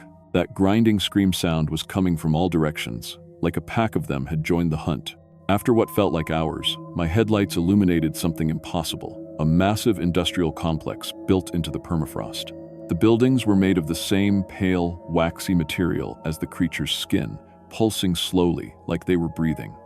Dozens of abandoned trucks were parked around the complex, some recent models, others that looked decades old, all covered in that waxy substance, like they were being slowly digested. My truck stopped on its own, engine dying despite having 3/4 of a tank. The silence was absolute, except for that pulsing from the buildings and wet footsteps surrounding my rig. Here's where it gets worse. The creature appeared at my door and began pulling at the handle, but instead of trying to force it open, the thing reached through the metal like it was water and grabbed my arm with claws that felt like ice. Where it touched me, my skin went numb and started turning pale gray. The discoloration spread up my arm like infection, but faster than any natural process. I could feel something else spreading too, a cold that went deeper than temperature, reaching into my bones and blood. I managed to break free and smash my window with my emergency flare gun. Glass cut my hands as I crawled out onto the ice, but I barely felt it. Behind me, dozens of creatures emerged from the complex, all making that harmonized grinding scream. But here's what really terrifies me. As I ran across the frozen tundra, following my tire tracks back toward the main road, I could hear something else. Human voices calling from inside those pulsing buildings. Voices I recognized. Jerry Morrison, who should have been 30 miles behind me. Frank Kowalski, who disappeared on this route 2 years ago. Tom Bradley, missing since 2018. All of them calling my name, begging me to come back, telling me they'd been waiting for me. I ran for hours in -50-degree cold, my lungs burning, my feet going numb in my boots. Every time I looked back, pale shapes moved in the darkness, but they seemed reluctant to chase me too far from their complex. A state trooper found me the next morning, hypothermic and incoherent, 20 miles from where my truck was abandoned. When I finally warmed up enough to talk, nobody believed my story. The official investigation found my truck with the engine frozen solid and extensive damage to the exterior, gouges and scratches that the report attributed to unknown wildlife activity. GPS logs showed I'd Cajun, never left the main road, even though I knew I'd been dragged miles into the wilderness. Satellite images of the coordinates I gave them showed empty tundra, but temperature readings from that area were consistently 40 degrees warmer than surrounding regions, and electromagnetic anomalies suggested large metal structures beneath the permafrost.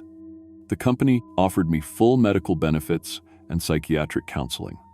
The insurance investigator suggested carbon monoxide poisoning from a faulty heater vent. The state trooper who found me wrote it up as exposure-induced hallucinations. But I know what I saw.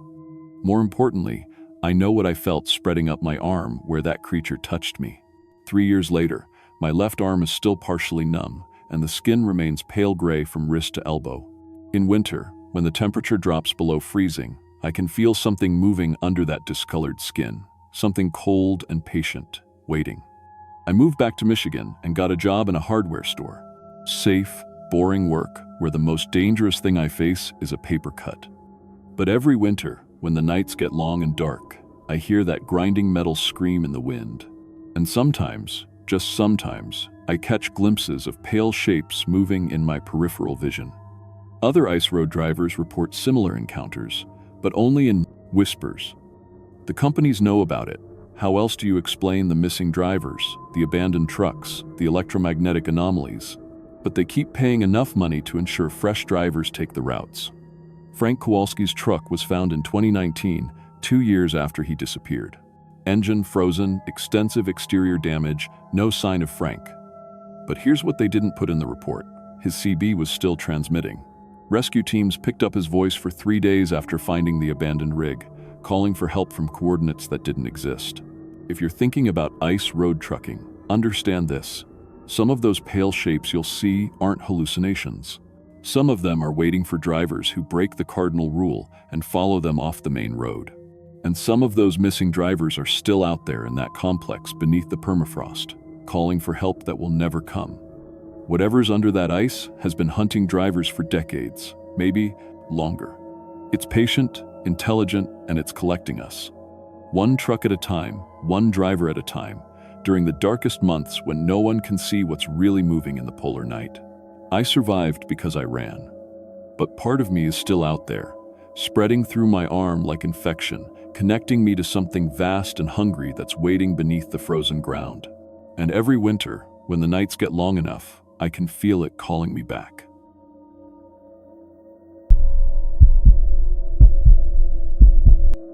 My name is Jennifer Walsh, and I need you to understand something before I tell you what really happened in Kotzebue during the winter of 2019. I've been working retail for 8 years, and I thought I knew everything about difficult customers, night shifts, and handling pressure. I survived Black Friday riots, dealt with armed robbers, worked alone in sketchy neighborhoods. I was tough, I was smart, I was wrong about everything. What I'm about to tell you isn't some campfire story or urban legend. This happened to me, and it's still happening. Right now, as I write this from my apartment in Seattle, I can feel that cold creeping back into my bones. I can smell that metallic scent on my fingertips. And every night at 3 a.m., I wake up checking inventory that doesn't exist in a store I should have never left. The doctors say it's PTSD from isolation. The therapists call it seasonal depression with psychotic features. My family thinks the polar night just broke my brain like it does. To so many people who go north, they're all wrong. I know what I saw, what I became, and what's still waiting for me up there in the endless dark. I took the overnight stock clerk job at Polar Market because I was running from something. Bad breakup, student loans, dead-end life in Portland. The pay was double what I'd make anywhere else, and Alaska seemed like a good place to disappear for a while. Just a winter contract, they said. 6 months of stocking shelves in a town so small everyone knew your name by the second day. Kotzebue sits on the Arctic coast, about 3,000 people clinging to existence in one of the most isolated places on Earth. During polar night, the sun doesn't rise for 2 straight months. Not dim twilight or short days, complete, crushing darkness that presses down on everything like a physical weight. People's sleep schedules fall apart, circadian rhythms collapse. The line between awake and dreaming dissolves until you're never sure which state you're actually in. Polar Market stayed open 24 hours during the dark months because normal business hours became meaningless. People shopped when they felt conscious, which could be any time. The store was this long, rectangular building with buzzing fluorescent lights that hurt your eyes and industrial heating that never quite worked right. My shift ran 10 p.m. to 6 a.m., the dead hours when most people tried to sleep, and I'd restock everything alone. The job seemed straightforward. Unload delivery trucks, check inventory against order sheets, rotate stock, clean, handle the occasional insomniac customer. The computer system was ancient. Green text on black screens that looked like something from a 1,980-second science fiction movie. My manager Steve had been running the place for 15 years and knew every supplier, every product cycle, every customer's buying habits. For the first month, everything was normal. Regular deliveries from Anchorage twice a week, familiar. Products at inflated prices because of shipping costs, predictable inventory cycles. I got to know the regular customers, teachers, health clinic workers, airline employees, municipal staff. Everyone was friendly in that forced way small towns have, where being antisocial isn't really an option. Then December hit and the wrongness started creeping in. It began with the delivery drivers. Instead of the usual guys who'd chat about weather and delays, these new drivers were different. Too pale, too thin, moving like they were underwater. They wouldn't speak, just pointed where they wanted products unloaded and watched me work with eyes that never seemed to blink. When I tried making conversation, they'd stare at me like they were trying to remember how human interaction worked. But it was the products that made my skin crawl. From a distance, everything looked normal. Get close enough to read the labels, though, and something was wrong with every single item. Campbell's soup instead of Campbell's. Coca-Cola instead of Coca-Cola. Brand names that were almost right but twisted just enough to make your brain stutter when you read them. The nutrition labels were worse. Some were in languages that looked like English but used letter combinations that made no sense. Others listed ingredients like processed memory extract, distilled winter essence, and concentrated isolation. I thought they had to be printing errors or knockoff products, but when I tried scanning the barcodes, I got error messages. These items didn't exist in our computer system, but the drivers expected me to accept everything and find space for it. When I called Steve about it, his voice got tight in a way that made my stomach clench. "Those are special polar night supplies," he said, "for customers with seasonal dietary needs. Just put them wherever they fit." When I pressed for details, he hung up on me. The expiration dates made no sense. Some showed dates 30 years in the future. Others had already expired decades ago. But nothing ever spoiled. Milk that should have gone bad weeks ago still smelled fresh. Bread with 2003 expiration dates felt soft and looked perfect. It was like these products existed outside normal time, immune to decay. Then customers started asking for them by name. People I'd never seen before would drift in during the darkest hours, 2, 3, 4 a.m., and request specific impossible brands. "Do you have any Coca-Cola?" They'd whisper, moving through the aisles like they were sleepwalking. They knew exactly where everything was, even though I hadn't put up signs or price tags. They'd pay with money that felt wrong, bills too light, coins that left metallic residue that smelled like old blood and copper. I started eating the Phantom products during my breaks, partly from curiosity and partly because I was afraid to eat anything else. They tasted almost right but fundamentally wrong, like elaborate fake food that satisfied hunger without providing actual nutrition. The Coca-Cola tasted flat and chemical. The Campbell's soup left me feeling emptier than before I'd eaten it. That's when I realized I was changing. It started small, forgetting to eat regular meals because the Phantom food seemed to be enough. Sleeping less because the darkness made day and night meaningless anyway. Feeling cold all the time, even though I kept wearing more layers. My reflection in the store windows started looking different. Paler, thinner, moving with that same underwater slowness as the delivery drivers. The Phantom deliveries always came during the darkest hours, trucks that arrived without headlights and made no sound. I'd hear the loading dock door open and find products waiting there, but I never saw the trucks arrive or leave. When I tried following tire tracks in the snow, they'd vanish after a few yards, like the vehicles had just dissolved into the tundra. By January, I was seeing sections of the store that shouldn't exist. Aisles between familiar ones that sold products I couldn't identify, memory preserves, winter loneliness vitamins, crystallized silence. When I asked Steve about these new 4 sections, he looked at me like I was insane and said they'd always been there. The heating system started failing around the same time. Even with the furnace running constantly, the temperature kept dropping. I wore my winter coat inside and could see my breath in certain aisles. The cold seemed to radiate from the Phantom products, creating dead zones where warmth couldn't exist. Regular customers started complaining that I was ignoring them to help people they couldn't see. But I could see the Phantom customers perfectly. Pale, quiet people who shopped during the darkest hours and bought only the impossible products. They moved slowly, spoke in whispers, and paid with that wrong money that left residue on my hands. I started working longer hours because the Phantom sections needed constant restocking. My inventory reports showed impossible numbers, selling more products than we had storage space for, serving more customers than lived in the entire town. But I couldn't stop. Every night I felt pulled back to the store, compelled to serve customers who seemed to need me more than anything else in my life ever had. The regular world started feeling less real. Conversations with living people became difficult because their voices sounded too loud, too fast, too demanding. Sunlight hurt my eyes during the few hours of twilight we got. Normal food tasted wrong. I preferred the quiet of the phantom aisles, the gentle whispers of customers who understood what it meant to exist in the spaces between life and death. That's when I met Eleanor. She was an elderly woman who moved through the phantom aisles like she'd been shopping there for decades. Unlike the other phantom customers, she spoke directly to me, her voice clear despite being barely above a whisper. "You're adapting well?" she said, watching me stock shelves with products that defied physics, items that took up more space than their dimensions should allow, packages that felt heavier when no one was looking. Most people fight it longer. Fight what? I asked, though I already knew I didn't want the answer. The transition, from serving the living to serving the dead. She picked up a can of Campbell's soup, examining the impossible label with satisfaction.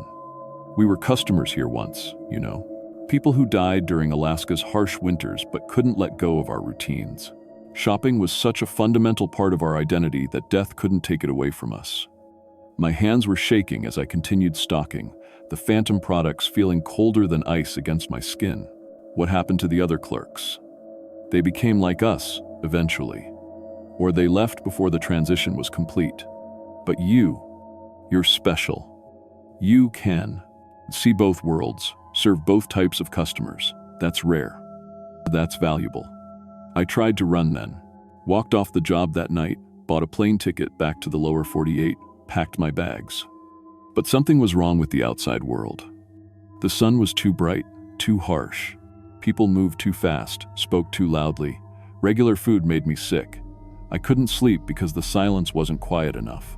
3 days later, I was back at Polar Market, begging Steve for my job. He smiled like he'd been expecting me. "The phantom customers need consistency," he said. "They need someone who understands their requirements. You're not just a clerk anymore, Jennifer. You're a bridge between worlds." The transformation accelerated after that. I stopped eating regular food entirely, existing on phantom products that provided something nutrition couldn't. I stopped feeling warm, my body temperature dropping until I was comfortable in the freezing phantom aisles. I stopped seeing myself as entirely human, existing instead as something between the living and the dead. Other phantom employees started appearing. People who had died while working retail jobs in various places, drawn to Polar Market by the same force that had changed me. We developed phantom shift schedules, phantom inventory systems, phantom customer service protocols for people whose needs transcended death. The living customers couldn't see most of us anymore. I existed primarily in the phantom sections, serving customers who had died but couldn't stop shopping. They bought comfort, routine, the psychological satisfaction of consumer habits that had defined their lives so completely that death couldn't erase them. When spring arrived and my contract ended, I tried leaving again. Made it as far as Seattle before the pull became unbearable. Every October since then, I've returned to Kotzebue.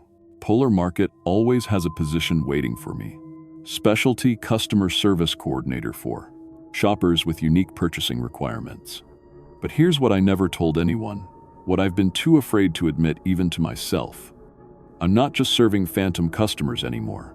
I'm recruiting them. Every living person who shops in the phantom sections, who buys the impossible products, who stays too long in the cold aisles, they start changing, becoming paler, quieter, colder, moving with that underwater slowness, adapting to exist between worlds. And I help them, I encourage them. I stock the products they need to complete their transformation. Because the phantom store is growing, expanding into other retail spaces across Alaska. We need more employees, more customers, more people who understand that some needs are so fundamental they survive death.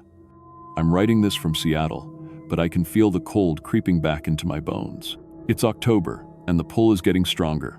In 2 weeks, I'll be back in Kotzebue, back in the Phantom aisles, serving the customers who trust me to help them navigate the space between life and death. And this year, I'm bringing others with me. Friends who are curious about Alaska, who need a change, who want to escape their lives for a while. They don't know what they're signing up for, but they will. The Phantom store always needs new employees. Some transformations you choose, others choose you. The polar night is coming, and the Phantom customers are waiting. They're always waiting, in the cold aisles between life and death, where customer service never ends and checkout time never comes. If you ever find yourself shopping alone in an Alaskan store during the darkest hours, pay attention to the product labels, check the expiration dates, listen to how your voice sounds in the cold air. And if you see me working there, pale and quiet and moving too slowly, don't ask for help, don't make eye contact, don't let me serve you. Because once you become a customer in the Phantom store, you never really leave. The inventory never ends, and neither do we.